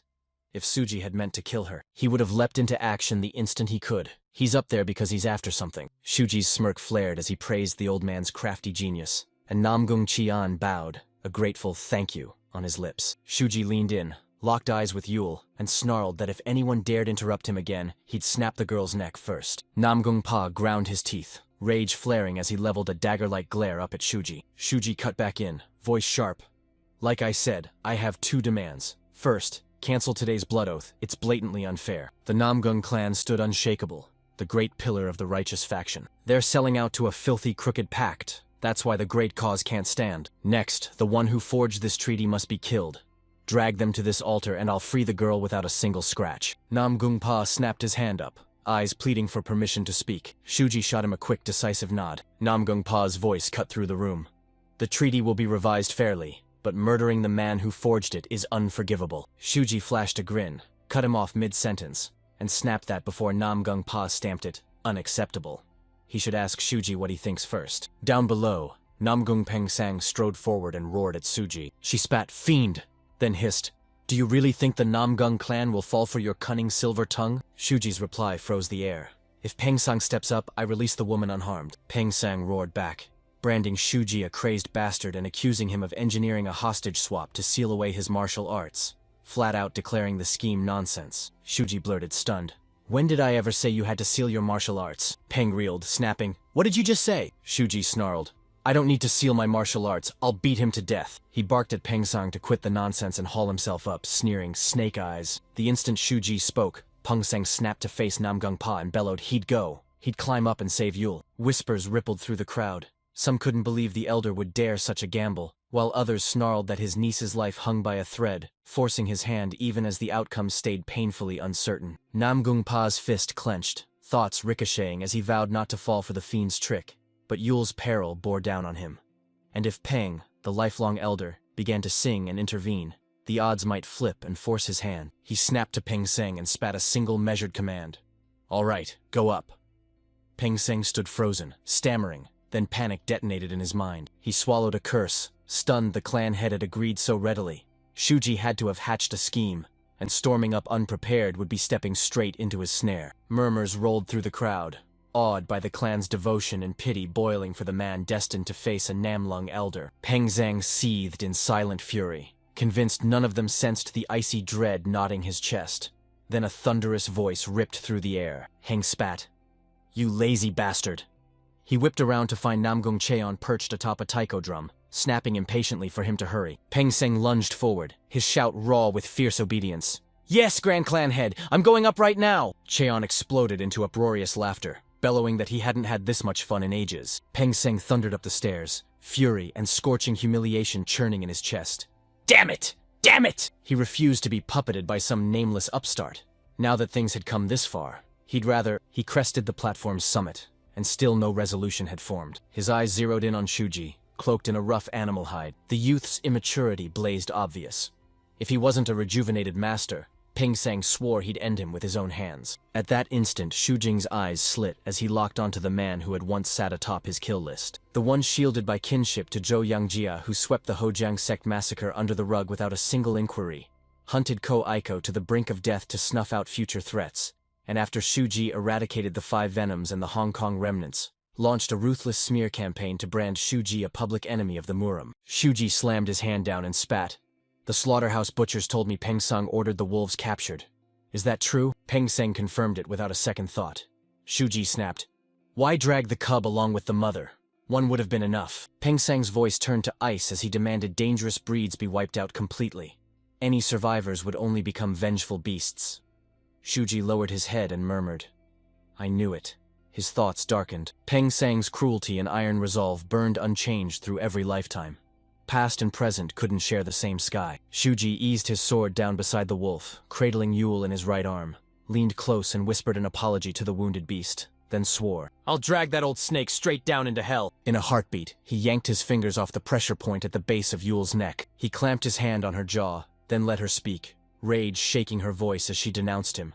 A villain who dared to act so brazenly within the Namlung stronghold, convinced he'd walk away unscathed. Leaning close to her face, Shu Ji cut in, "I can," and she cried out in disbelief. "What?" His mouth claimed hers in a slow, full, deliberate kiss. Gasps of disbelief exploded from the crowd below. The instant he ripped himself free, a guttural groan ripped from Yule. Then it detonated into a raw, soul-shredding scream as pain consumed him. He swiped at his lips, then intoned, "You're noisy." Namgung Pa erupted in outrage, roaring, "What are you doing? This wasn't part of the deal!" Shu Ji clamped a hand on Yule's shoulder and spat that he hadn't hurt her, only poisoned her, so he'd kept his word. Then, before she could scream, he snatched her and flung her off the platform. Namgung Pa shrieked, "Yule!" He exploded forward, snatching her out of the air as his hands raced over her body. A black dread crashed over him, her inner energy shattered and warped by a poison he couldn't even name.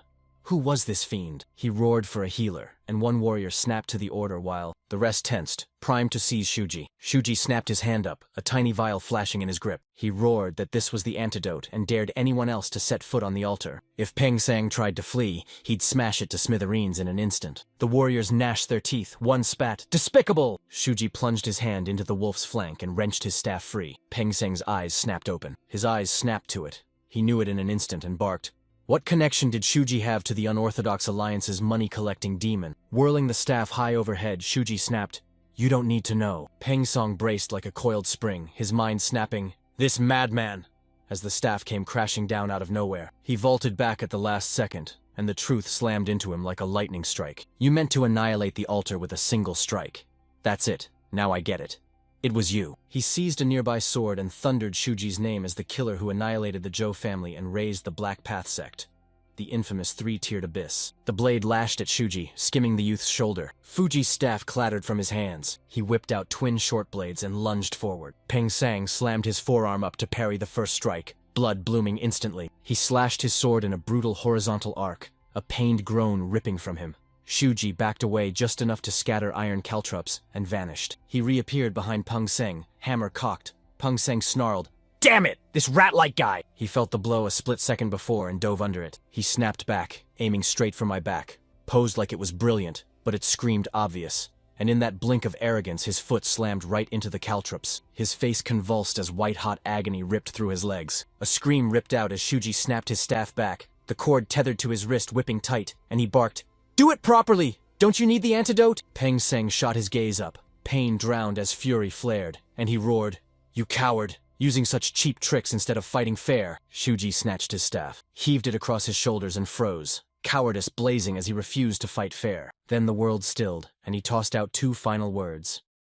So what? The altar crumbled beneath their feet. A lone warrior bellowed a frantic warning. The structure was collapsing. He bent every warrior of the Namong noble family to his will, to throw himself between danger and the clan head and his household. Someone lunged at Namgung Cheon to intervene, but the Grand Clan head waved him off, eyes locked on the chaos above as he mused aloud. So this brat, barely a kid, actually commands the 3-tiered abyss. A feral grin split his face as he thought, "That bastard! This is so much fun!" Back on the crumbling platform, Peng Seng ripped the caltrops from his feet, hauled himself upright, and jeered, calling them nothing but petty tricks. He clenched his sword until his knuckles went white and roared at Shuji, accusing him of looking down on a man who'd been an elder his whole life. That arrogant brat leveled his blade, jabbed a hateful label at him, and let contempt boil through every word. A blistering wave of chi rocketed at Shuji, who stood stone still and shot back a single calm line. "I told you before," then hurled more iron caltrops into the air and snarled that I'm more than enough to beat you down. He cracked his staff through the air, launching a deadly volley of projectiles straight at Peng Seng. He parried wildly as his head spun. This is driving me crazy. His martial arts run deep, but his combat style is rough, and Shuji unleashed his chi. Peng Song forced every muscle against the onslaught, his mind reeling. Where did a man like this spring from, and why does he hate me so fiercely? No. More urgently, I must finish him now or he'll finish me. He plunged into the sword technique, unleashing the limitless flow of the sky. Shuji launched into a lightning-fast sidelong roll, slipping clean out of its path. Peng Seng's smirk sharpened into a sneer as he barked, "Lazy donkey rolls?" He hurled himself forward, roaring that it was the move every martial artist avoids. He'd already predicted Shuji would try it, and his blade found its mark. A blade sliced into Shuji's shoulder, crimson spilling as he slammed his right hand over the wound. He snatched it, then let it go a heartbeat later. The bloodied hand hurtled toward Peng Seng in a savage, sweeping arc. The spoon that sprays crimson. Blood splattered across Peng Seng's face, some slipping into his mouth as he burst into maniacal laughter. "Ha ha! Just get torn apart and die." In a heartbeat, his face contorted with horror, and he clamped a hand over his mouth. They shrieked, voice ripping the air. What is this? Poison?" He collapsed to the ground, convulsing and howling in agony. The warrior went rigid and snapped. "Was that the elder's voice? The smoke's blinding me. I can't see him." Namgung Pa unleashed his own chi, flooding his daughter's faltering meridians. He mouthed a desperate, silent plea. "Hold on, just a little longer." Smoke finally thinned, and a nearby warrior's shout tore through the air, relief clashing with fear. "Is the elder safe?" Above, Shuji blew out a long, controlled breath, his mind razor-precise as he weighed every move. "He's rotten to the core, but that's Namlung blood. Deadly."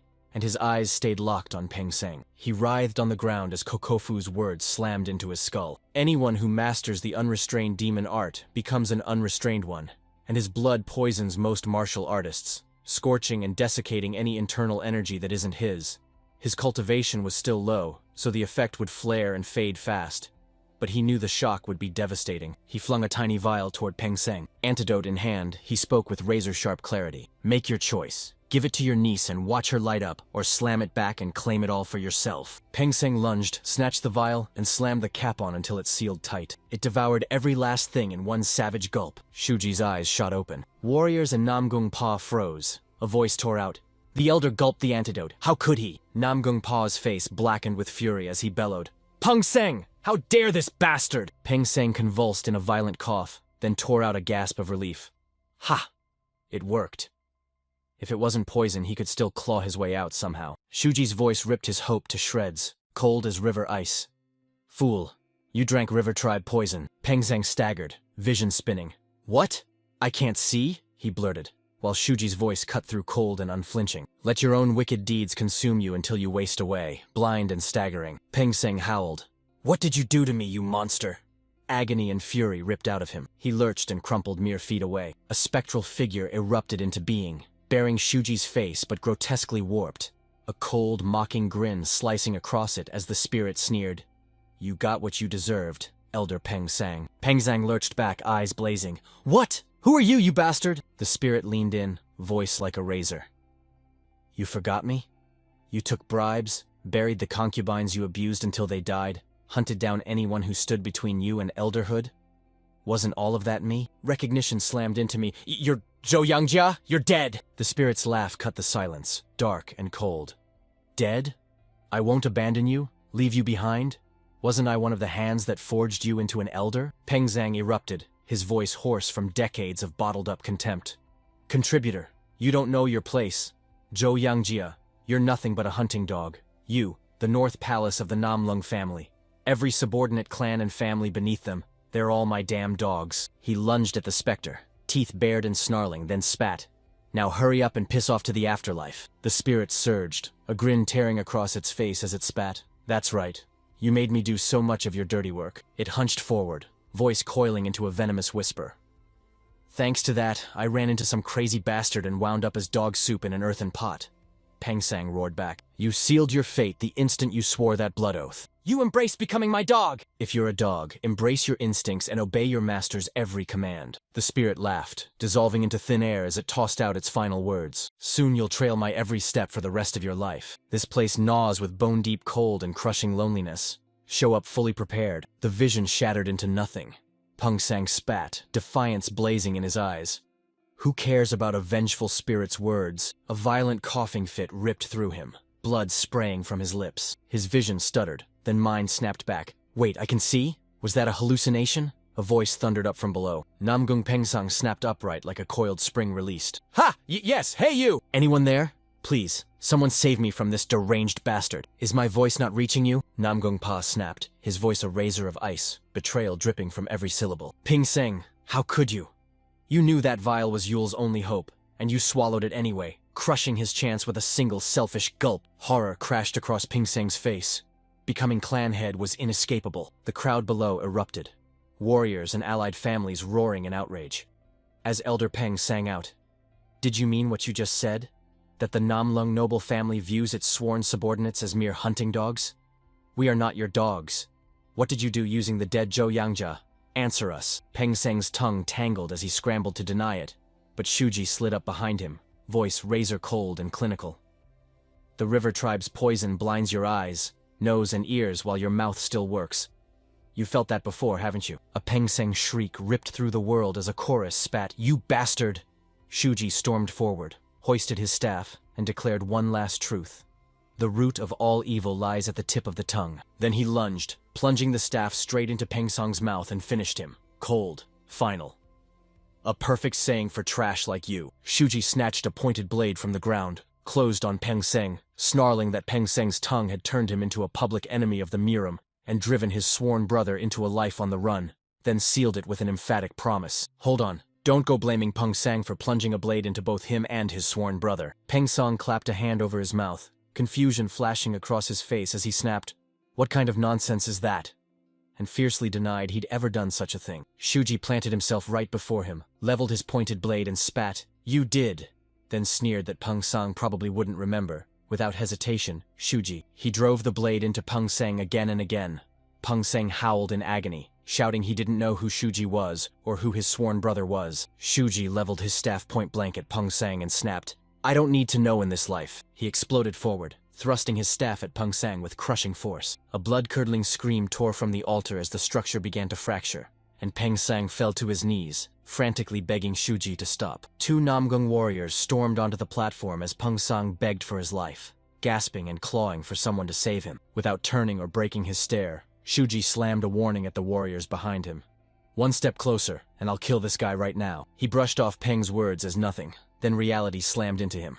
He was a hostage. The warriors slammed to a halt. Shuji loomed over Peng Seng as Peng Seng choked out a desperate, rasping, Will you spare me? Shuji snatched at his collar. He leveled his staff right at him and snapped back, as if. The warriors down below froze in horror as Shuji's blows smashed into Peng Seng. Shuji wrenched Peng Seng's beard and they hurled him off the altar. Peng Seng slammed into the ground below, dust exploding as a warrior's shout ripped the air, screaming for the elder. Nearby families cried, Heavens!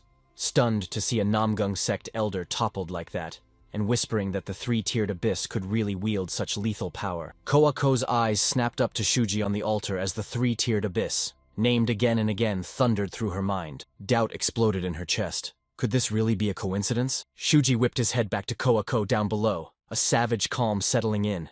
This had finally sealed his brother's revenge. He flung a silent, aching wish through his mind for her to live the life she yearned for, calling her Koako as he did. Down below, a warrior pressed his fingers to Peng Seng's throat, hunting for a heartbeat. He snapped his gaze to the clan leader and shook his head. A warrior snapped, Elder Peng Sang is dead. He hammered that Peng Sang had been an advanced master, and seethed that this had happened in the very heart of the Namgang sect. Namgung Pa strode before the altar and fixed a fierce stare on Shuji looming above. Shuji roared at the three-tiered abyss, demanding it keep its promise. And as he glared down at them, he realized his blood's poison would last only about an hour. Nemgamul's poisoning was about to loosen its grip. He snatched the antidote bottle Peng Sang had downed on the platform, resolve flaring.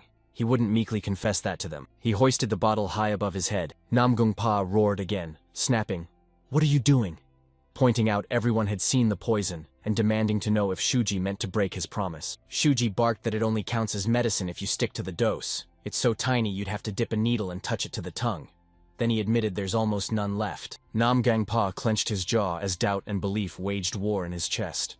He couldn't trust those words, nor could he cast them aside. Terror coiled in his gut over Yule's fate, and he unleashed a storm of curses at the rotten turn of events. He thrust his hand forward and declared his agreement, demanding Shuji hand over the antidote immediately, and vowing he'd spare his life afterward. Shuji snapped that if Namgung Pa didn't snatch it up fast, it would all wash away. He hurled the bottle down onto the platform lay shattered, splinters jutting like teeth. Seeing this, Namgang Pa and the warriors behind him froze, terror carving deep lines into their faces. Namgung Pa barked, "Find the antidote, save Yule," and his warriors shot forward like arrows, roaring their ascent. One warrior roared an order. "Special unit, grab the antidote now. The rest, charge and seize the three-tiered abyss." Perched above, Shuji crouched and unleashed a flare of demonic chi, sizing up the Namgung clan's full encirclement.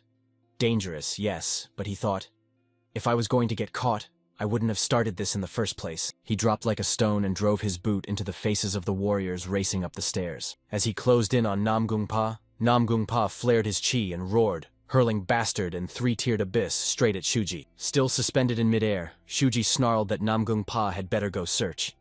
That was the last of the antidote. Namgung Pa groaned as he whipped his head back to his daughter Yule sprawled on the ground, vowing that if anything happened to her, he'd chase Shuji to the ends of hell and execute him with his own hands. Namgung Pa surged past Shuji as Shuji sprinted for the altar to grab the antidote. Shuji slammed down, bolted off, and barked, "Suit yourself!" The nearby warriors snapped to attention as Shuji charged in, and one of them roared at the three-tiered abyss to stop, incredulous that he'd dare pull such a stunt in the middle of the Namgung. Did he really think he could escape unscathed? They unleashed a flurry of sword strikes at Shuji. He sprang off his spirit like a living springboard and vaulted clear of their arcs. He launched into midair as the warrior's gaze tracked Shuji soaring skyward. He exploded into a shout, stunned by the jaw-dropping lightness art, and demanding to know if the three-tiered abyss could really be that skilled. Shuji stomped down on the spirit again. It howled, spitting curses at him for using them as stepping stones. Climbing higher, Shuji's pulse thundered as he told himself he was almost there. He saw the Namgung sect's towering outer wall looming ahead. Cross it, and he'd be safe. He slammed down onto the roof's razor tip. A blinding vision tore through his mind. He saw the future. His head was sliced clean off in an instant. His mind screamed that this was insane, and the instant he set foot there, he'd be dead. He sprang backward in an instant. He slammed into the ground and looked up. On the wall stood the man he knew. A curse ripped from him as he remembered that in his past life, he'd thought the man had retired into seclusion, and this was the worst place for him to show himself. He ground his teeth and spat. That's the former Martial Alliance leader, a living legend of the old Miram. The man vaulted onto the roof's razor tip, erupted into a ho-ho-show cackle, peered down at Shuji and said, "You've got a child's instincts, razor sharp." Shuji finished, naming the man Sword King Namgung Cheon. He ground his teeth and hissed that the former leader of the Martial Alliance was a living legend of the old Marim. He felt it in his bones.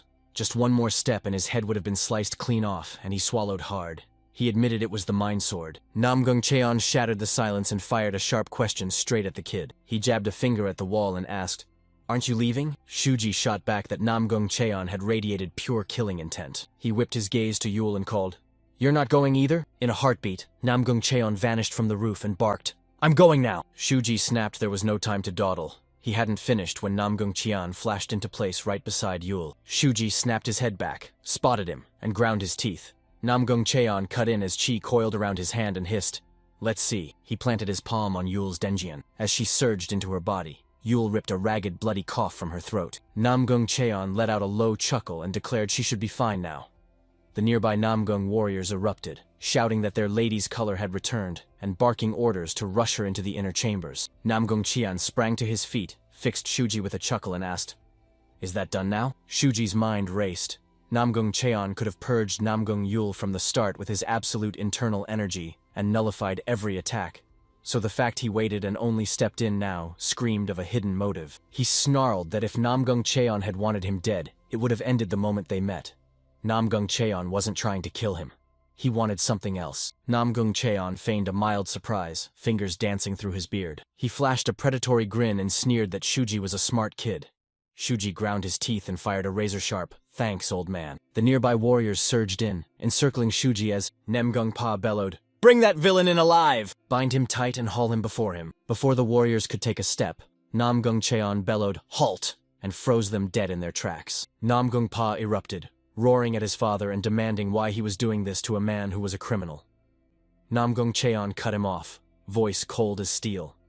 "We all lost that kid, and I was the one who caught him." A wicked grin curled on his lips as he hissed, "Don't spoil the fun. This is the most fun I've had in nearly 30 years. He spun to his son and asked, "Will you show me some filial piety?" Namgung Pa and his warriors fell back, and Namgung Cheon wheeled to Shuji, voice cold as steel as he declared his word the law of the Namgung sect. He bragged that even the emperor hung on his every word, valuing his judgment above all others. He stewed over enacting a new law, and after a few heartbeats, he snarled, voice like ice. It was done without his permission. Those words slammed shut any chance of leaving the Namgung estate. Shuji's mind raced over the decree as he crunched the numbers. Dig inward and vanish into the slums would only give him a 30% shot at escape. A desperate gamble. But if push came to shove, he'd take it. He demanded to know how he could get permission to leave. Namgung Cheon thrust his hand forward and dared Shuji with a 5-move handicap, vowing to keep his sword sheathed and only dodge so Shuji could go all out. Gasps ripped through the nearby crowd, faces frozen in stunned disbelief. They stared, stunned. The Sword King actually called it a handicap, and capped it at just 5 moves. Did he really value the 3-tiered abyss that much? Shuji's eyes narrowed. He knew 5 moves was Namgung Cheon ordering him to unleash every last ounce of power to satisfy him. He snapped into his stance and declared, "I have no reason to refuse." He exhaled, coaxing his chi and spirits free in a slow, simmering drift. He leveled his staff at Namgung Cheon, intent razor-sharp. A fierce thrill shot through Namgung Cheon as he crowed, "Just as I thought. My eyes didn't fail me." He swallowed hard and, in a silent plea, begged him to put on a show as Shuji surged forward with his first attack. A spiraling chi roared at the tip of his staff. Nearby warriors recoiled, breath caught, murmuring it was dragging them into its maw. The attack thundered toward Namgung Cheon, ready to slam into him. He honed his gaze into a blade and he sheared Shuji's attack clean in two with his bare hand. The altar behind them detonated in a deafening boom as the attack's shattered remnants slammed into it.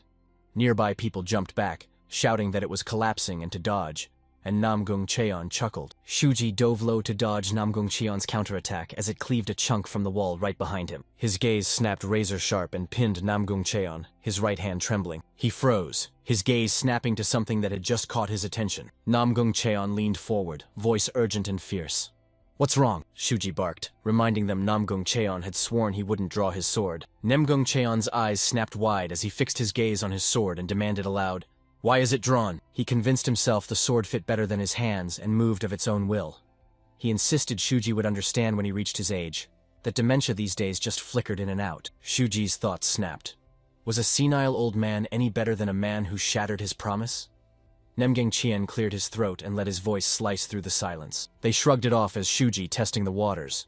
He asked if he should take back 1 move to make up for it. Shuji clenched his staff and snapped, "There's no need." Namgung Cheon split into a wide grin, let out a low chuckle, then shot back, "Ho ho ho ho, I knew you would say that." He announced he couldn't wait for the final 4 moves, excitement crackling in his voice. Shuji locked his gaze on Namgung Cheon and thought to himself that this was Sword King Namgung Cheon, a mountain of steel that crushed petty tricks, hammers, owls, caltrops, like brittle toys. He forged a knot of dense chi at the staff's tip, vowing to funnel every ounce of power into one devastating strike. He drove his heels into the earth and vowed inwardly to blast past the 10th level of the compression stage and seize the power of the unrestrained one. He rocketed straight at Namgung Cheon. Watching Shuji's movement, Namgung Cheon smirked and a soft ho-ho slipped from his lips. He snapped that if he'd known something like this would come hurtling at him, the instant he promised to go easy on him, Regret hit him like a sucker punch. He slipped the strike and spun on his heel. His right hand shot out, snatching Shuji's staff and shoving it aside. A brutal strike slammed into the younger man, launching him stumbling backward. Nam Gung Cheon snapped his arm back into place with a sharp click and released a low, amused laugh. They say even a brush of sleeves can be fate.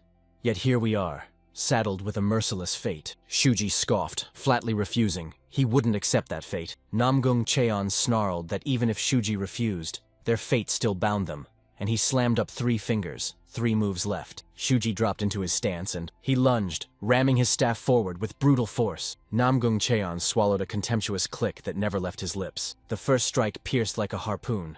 The next crashed down like a colossal battering ram. He slammed his left palm into the incoming blow as Shuji surged forward. After the tense clash, blood gushed from his own arm. Shuji withdrew. Nam Gung Cheon spun his left hand in a slow circle and snapped, "That stings. My joints will ache every rainy day from now on." While Shuji fell silent, eyes locked on his right arm as blood dripped from it. Nam Gung Cheon's eyes narrowed. Shuji had to have been a soldier. Those spear techniques were forged on battlefields against barbarians. He realized it wasn't an officer's refined style, but the military spearman's art. The foot soldier's raw, ruthlessly practical technique honed to a razor edge. He sneered that such mastery was impossible for someone Shuji's age. Shuji let out a sharp inward click of his tongue. A cold jolt hit him. The old man peeled back every mask, saw straight through him, and it terrified him. Nam Gung Cheon flashed 2 fingers, declared 2 moves remained, and threatened he could still snatch back his initial offer. Shuji whipped his staff through the air and shot back. "No need." Wind snarled to life, spiraling up to coil around them. Nam Gung Cheon grinned, murmured, voice electric. It's only getting more interesting as we go." Crimson cheese coiled around Shuji's staff as he spun it relentlessly. He rooted his feet like iron anchors, refusing to budge. The rotation slammed to a halt, and he whipped the staff at Nam Gung Cheon with bone-shattering force. Nam Gung Cheon smirked, snapping his forearms into an X to block the blow, but staggered for a heartbeat on impact. Shuji groaned as blood gushed again from his arms, sharpening his ferocity and fueling a savage, relentless assault. When the dust from the clash finally cleared, he skidded backward. Nem Gung Chan clutched his right arm and roared, "A sweep so fierce it could topple 1,000 armies. My bones are rattling." Shuji's thoughts churned. He inched forward, no more than half a step. Nam Gung warriors erupted into stunned murmurs.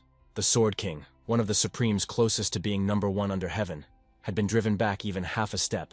Who is that young man? Nem Gung Cheon shot his right arm skyward and thundered, "Now all that remains is—" He jabbed a single finger into the air and bellowed, "1 move left!" Inside, he dared Shuji to unleash every last trick he had. Shuji coiled like a spring, every nerve screaming as he readied his final strike. A spirit crackled into existence at the tip of his staff. He stared and felt a cold certainty settle into his bones. Nam Gung Peng Sang had finally been tamed. With that, he blasted into the unrestrained one's second stage. Nem Gung Cheon's eyes shot wide as Shuji's power slammed into him, and he thought, what?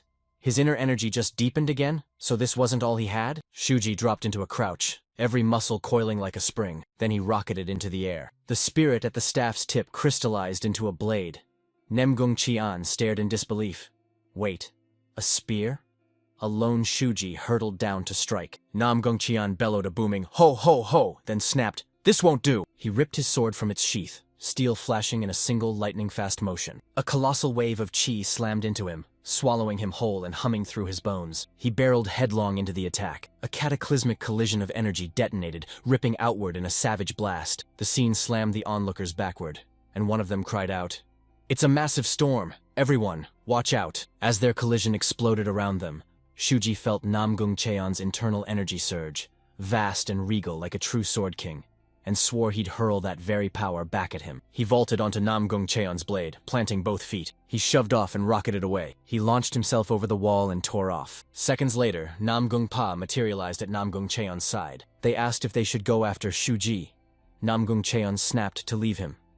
That final move was engineered to let the boy bolt from the start, and even if they dragged him back, Nam Gung Cheon admitted he wouldn't have the nerve to meet his eyes. The first meeting was a mistake. The last was deliberate. Nam Gung Pa barked, "Why did father draw his sword at the end, when the first time looked like a reflex?"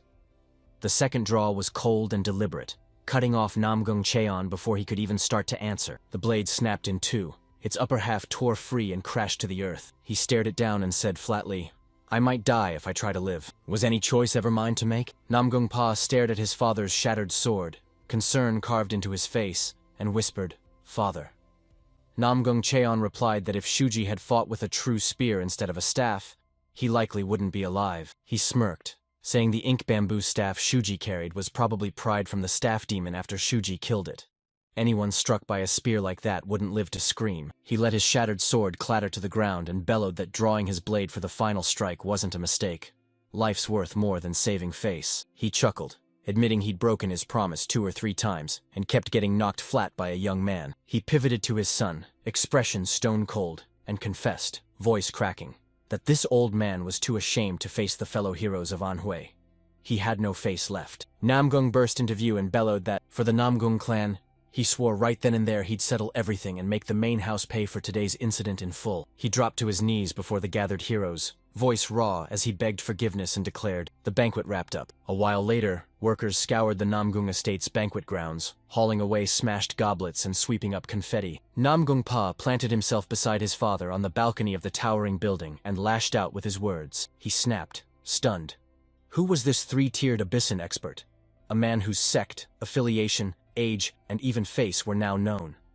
Namgung Cheon lounged in his chair, rolling his wrist, and sneered that the man fought like a lowly thug. His spear arts were third-rate, yet his martial arts reigned at the summit. His footwork left even the peak in the dust, and his tactical calculation lived inside the transformation realm. He declared Shuji an impenetrable riddle no one could crack. Namgung Pa slammed a hand over his face, roaring that letting that person go alive had crushed the Namgung clan's honor.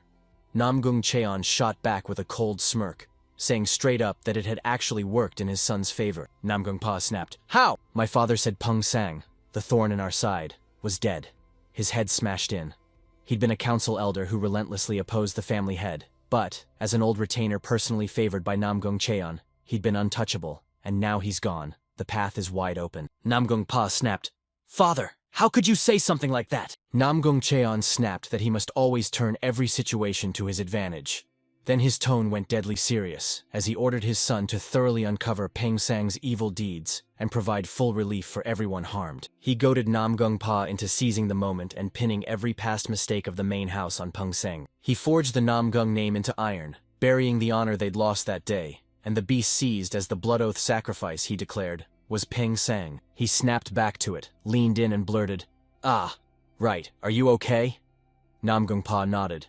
She was fine, and since his father had purged the poison, she should have regained consciousness by now. Namgung Cheon smirked and barked at him to relay a message to Yul.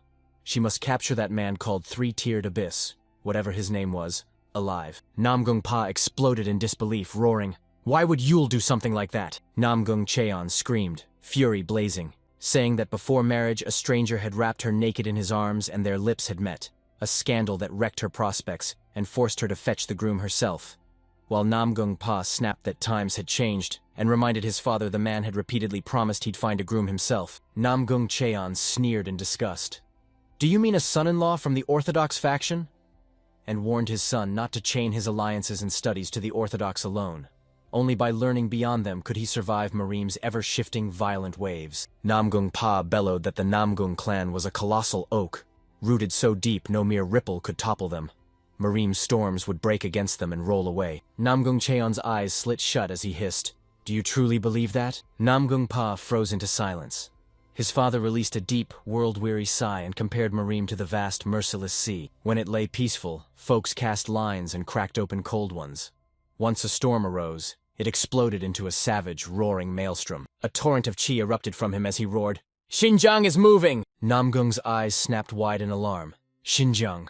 He swallowed a sharp breath, recognition slamming into him. The demonic cult's main stronghold, a shadowed, impenetrable fortress of dread. Namgung Cheon locked her gaze on the distant horizon and said, "Get ready. A colossal wave is barreling in, and everything's about to change." Cut to the Hojung sect. Shuji strode into Koaiko's room and she planted the plaque on her table. He barked Brother Ho at her, declaring her revenge finally complete. He threw out that it was all for the Hojung sect. He felt his thoughts yanked into a vivid memory from his past life. He froze as he saw himself lying on the ground, growling that the floor was nothing but mud and far too harsh to sleep on. Brother Ho walloped him with a bundle of hay and barked, "Knew you'd complain, Shuji, so I brought bedding. Here." Shuji groaned and spun toward him, exasperation hissing from his chest, while Brother Ho grunted that any place to lay your body was enough and urged him to spread the hay and sleep. Tomorrow would bring another battle. Shuji dropped the hay and stopped short as fleas exploded into motion, leaping and skittering across it, and hurled it back at Brother Ho, yelling, "Hey, it's crawling with fleas! Did you pick this up?" Brother Ho roared with laughter and shrugged. "As long as it's warm, it's fine." Watching the memory, present-day Shuji's lips curled into a faint, knowing smile. A heartbeat later, he struck a match, ignited the incense stick, and murmured, "Seize this life untouched by hardship and revel in its abundance." He vaulted through the window. He burst into the stables and snatched up his belongings. As he crossed the threshold, a voice thundered from behind. "Stop right there!" He spun and found several men surrounding him. The voice continued, sneering, "How ridiculous! Did you think you could escape safely?" Shuji ground his teeth as he locked onto the familiar figure behind him and muttered under his breath, "Damn it.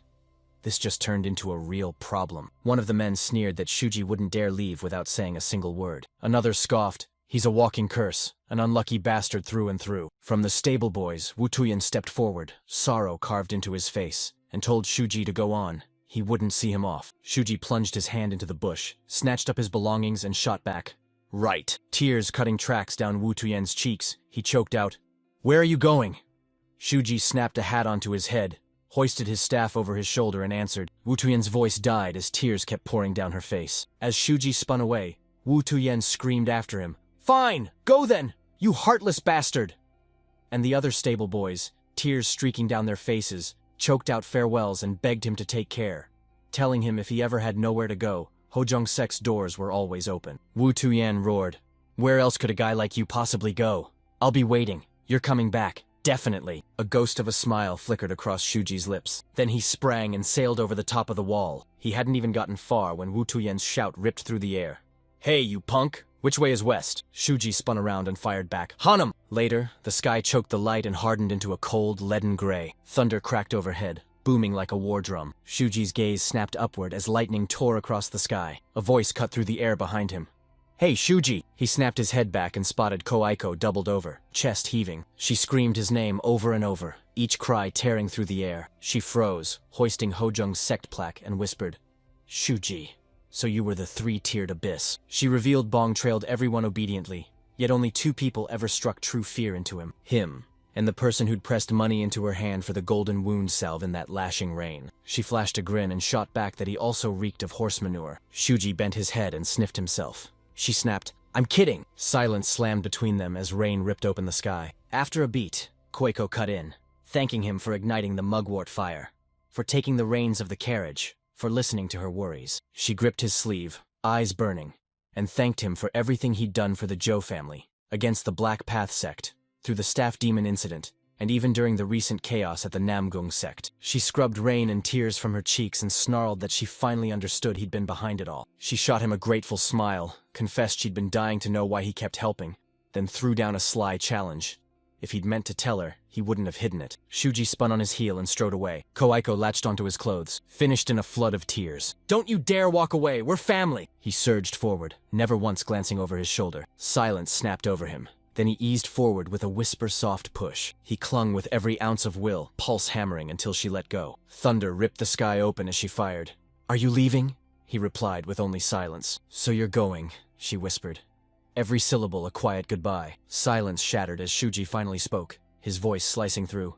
"Stay well." He didn't even get to take another step before Koaiko barreled straight at him. She slipped behind him and locked her arms around him in a fierce back hug. She lunged in and pressed a fierce kiss to his lips.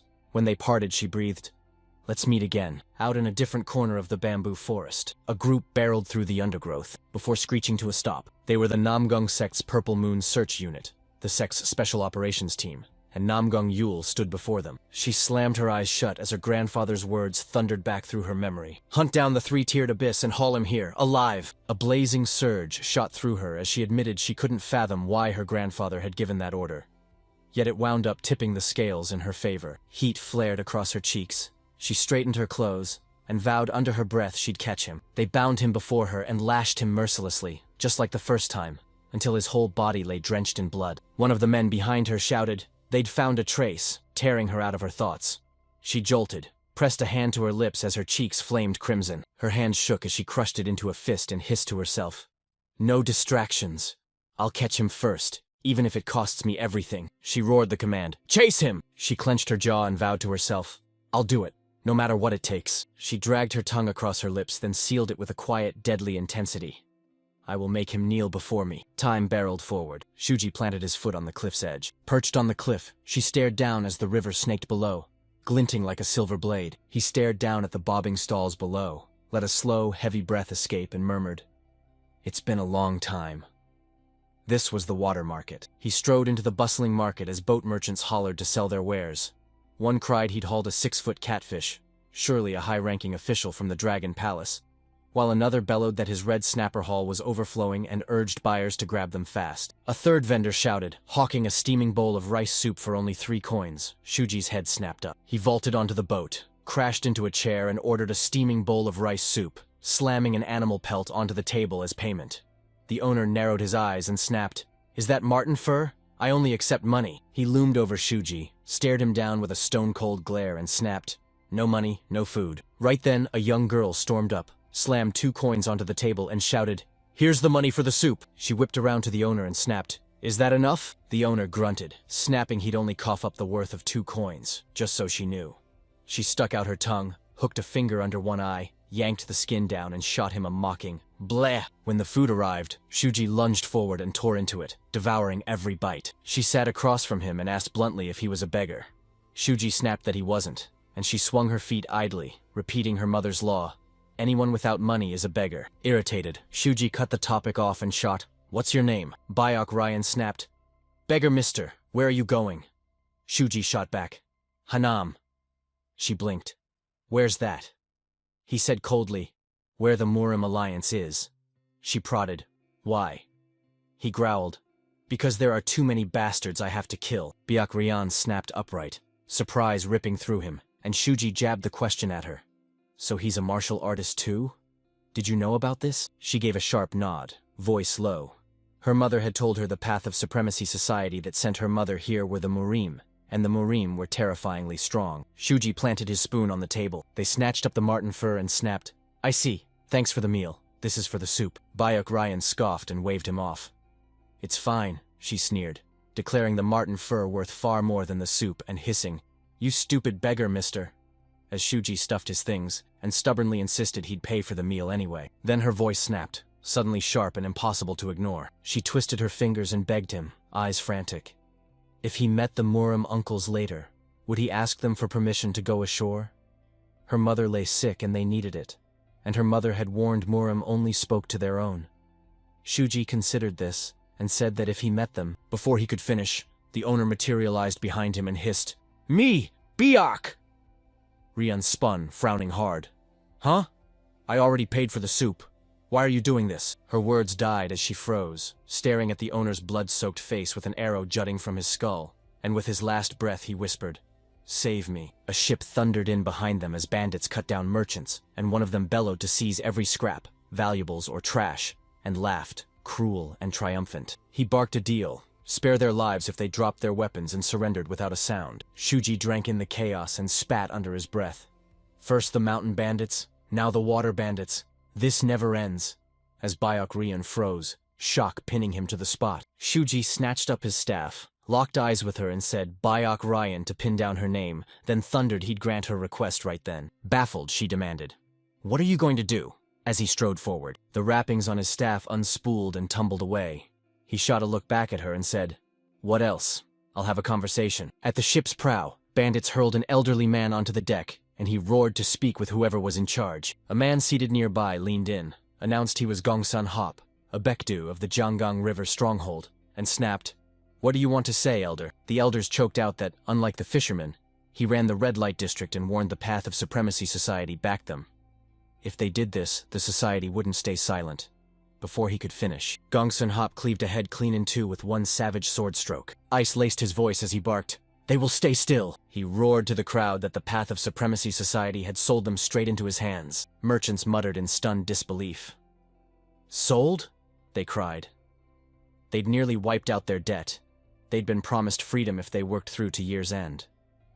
One of them dropped to his knees, begging that he had to reach the mainland. Gongsun Hop whipped his hand through the air and barked for his men to silence them. The bandits mercilessly cut them down one by one, screams of agony ripping and echoing across the water. Gongsun Hop eyed them with a smirk and scoffed, These ignorant martial arts clueless fools bled shockingly red. His gaze snapped narrow as a lone figure strode into view, closing the distance toward him. A lone figure strode across the wooden platform, each footfall steady as a heartbeat. A staff jammed in his right fist, a hammer clenched in his left, Bayuk Ryan trailing in his wake. Two bandits surged forward to cut him off. One curled his lip and sneered that if he'd come to buy it was already too late.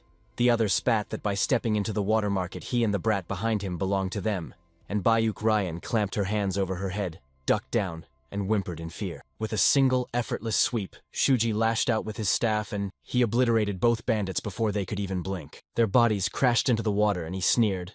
Not bad for a mere water bandit. He pinned Gongsun Hop with a glare and snarled, "Your blood is red." Gongsun Hop roared the command. "Attack all at once, archers fire first." Arrows tore through the air as one of them howled they'd turn him into a hedgehog. Shuji ripped the sash from his waist and hurled it forward, the flying fabric slamming into the volley and stopping it cold. He whirled, lashing the sash into a snapping arc, drove iron caltrops into the archers' faces. Their screams shredded the air as he blinked out and rematerialized at their side. Gongsun Hop had already cut down the final archers. Gongsun Hop thundered, "Who are you and where did you come from?" Shuji said nothing, clamping his jaw as he dragged a rag across his blood-slick staff. Gongsun Hop shrugged, unfazed, and tossed out a peace offer.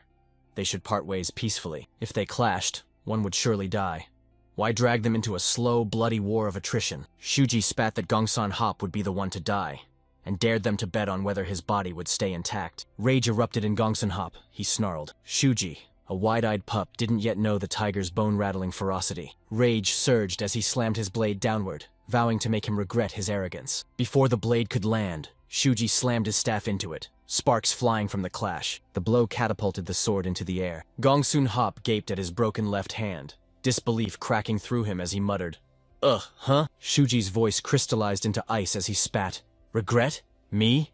As a water bandit you'd expect nothing less. Drown if you must, only your mouth will bob above the waves." Cold sweat streamed down Gongsun Hop's face as he stared at his shattered wrist. His bones splintered from a single block. Only a first-rate master could do that, and the man before him proved it. He stared down Shuji and, in the silence of his mind, crowned himself a peak master. Every instinct screamed to sprint away without a backward glance, but where could he possibly run? Nearby, a woman shouted Bayuk Ryan's name. He exploded forward, bolting to her with tears streaming as he cried, "Mom!" Panic clawed at Gongsun Ha as he snatched a bottle from his pocket. Shuji wouldn't spare him even if he begged, so this could be his last desperate gamble. He flung the bottle onto the wooden floor. It shattered and detonated in a blinding burst of light. Then it rocketed skyward, bursting into the air like a blazing firework. He forced an awkward grin and barked, "The captain and all my nearby subordinates are coming this way. Run away now." Shuji's voice was ice cold as he said, "Don't worry, I'll kill you faster." Gongsun Hap snapped his feet up and let out a guttural "Coo indeed." Then without warning, he drove his heel down, shredding the wooden platform into splinters, then sneered, "You really think that's going to be easy?" Shuji knocked the whistling wooden shards aside and shot back, "If this is what you wanted to show me, too easy." His gaze cut into razor slits. Gongsun Hop exploded into hysterical laughter. "Ha, ha, ha, ha!" Then sneered, "You fool!" He snatched Bayuk Ryan, roared that he'd seen Shuji with the girl just moments ago, warned one more step would kill her, and ordered Shuji to drop his weapon and kneel. Shuji froze mid-step. He locked eyes with the sobbing Bayuk Ryan and whispered, "Bayuk Ryan, I'm sorry. I won't forsake the water bandits just to rescue you." She smiled through her tears and choked out, "Yes, I understand. Please, just let my mom go to the mainland." Shuji snapped a nod and swore he'd see it through. He surged forward. Gongsun Hap lurched back, disbelief cracking his voice as he screamed, "What? What are you doing? I'll really kill her?" Shuji's voice froze the room as he hissed, "Kill her? Pay the price and I'll drag you through the worst agony on earth. I'll start at your fingertips and toes and flay your skin in razor-thin strips until only your torso remains. I'll gouge out your eyes, wrench every tooth from your mouth, slice off your ears and nose, sear your tongue with flame, then hurl you into a pigsty so you can neither live nor die for the rest of your life." Dread carved itself across Gongsun Hap's face. He choked out that if Shuji dared that move, the captain, no, the stronghold leader, wouldn't sit idly by.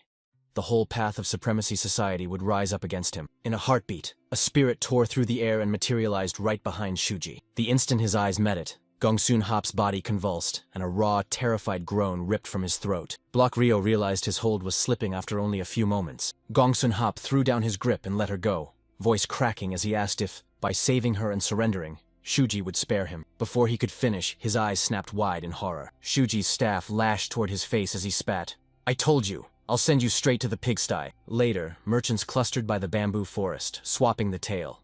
One scratched his face and swore he was a merchant from the water market, saying that when bandits from the Jianggang River strongholds moved to slaughter innocents and steal their wealth, a nameless wanderer tore through the fray and saved them. Another swore the man's mastery of the black spear was godlike and impossible to pin down. The first shot back that it wasn't a spear at all but a long, snapping whip, and it was an old man who saved them. A third barged in, insisting it was a boy, even as he admitted he'd barely seen it. Another swore the hero towered 9 feet tall with a thunderous sword, a juju-bred face and a beard longer than his body. They argued whether he bolted upstream or downstream after killing all the bandits, and Namgong Yul, standing with the Purple Moon search unit, watched them and sighed deeply. She bristled as survivors' testimonies collided into chaos. What kind of person was the three-tiered abyss, judging by his strikes at the Zhou family manor and the Namgung clan? He wasn't an orthodox martial artist. He hunted criminals with ruthless precision, and hauled ordinary people out of the jaws of suffering. This time he'd ripped the water market merchants from the jaws of disaster. Was he a hero or a villain? Her hand flew to her neck as the memory of meeting Shuji slammed back into her. His cold threat, rip off her ears and slit her throat if she interrupted, haunted her. As the memory faded, she closed her eyes and said aloud, "No, he is definitely a villain. He must be." A voice tore through the room. "He's not a villain!" Namgom Yul's gaze dropped as he peered down to see Yok Ryan planted herself beside her mother amid the bustling merchants, and shot back that the ragged beggar brother was kind. He wasn't a villain. A Namgung warrior leaned in and hissed into Yul's ear that something was closing in from above. Baffled, Yul muttered, "Ha ha," and the warrior hissed the warning again. She snapped her head up as the uniform slammed into her memory. She knew it at once. The man above locked eyes on them and barked for his men to halt. They'd rest there for only a heartbeat. As the group hurtled downward, you'll spot them, and she and her warriors dropped into a deep, synchronized bow before the elder of the Mount Hua sect. B. Muguk, Taoist master of Mount Hua and a fearsome instructor at Ascension Academy, stepped forward, nodded once, and barked, "What brings her here?" Yul dropped her gaze and admitted she'd come home to her main family for the break. But a personal issue had flared up.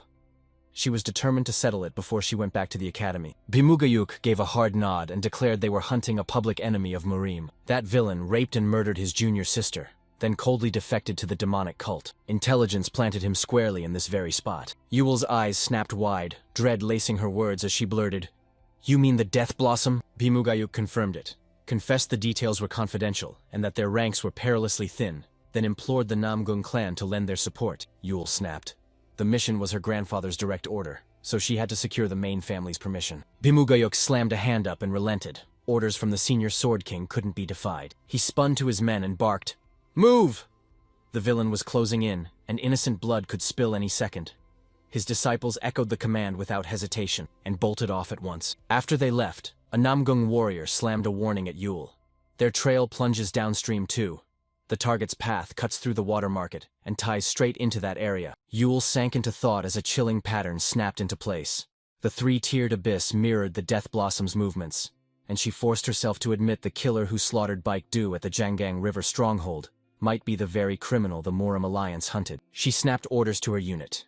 "Shadow the Murim Alliance's route for now. If you spot the Death Blossom first, don't engage it. Radio its position." She snapped, voice like steel. "Our target, until the bitter end, is the three-tiered abyss." Elsewhere, Shuji sat before a solitary grave, the air thick with old regrets as memories hit him like thunder. A rustle leapt out from behind. A man materialized, sword in hand. He halted, voice tight with apology, and said he hadn't expected a guest. Eyes snapped to Shuji. He demanded to know whose grave he'd been bowing at. Shuji shrugged, voice like ice. "I don't know," the man scoffed.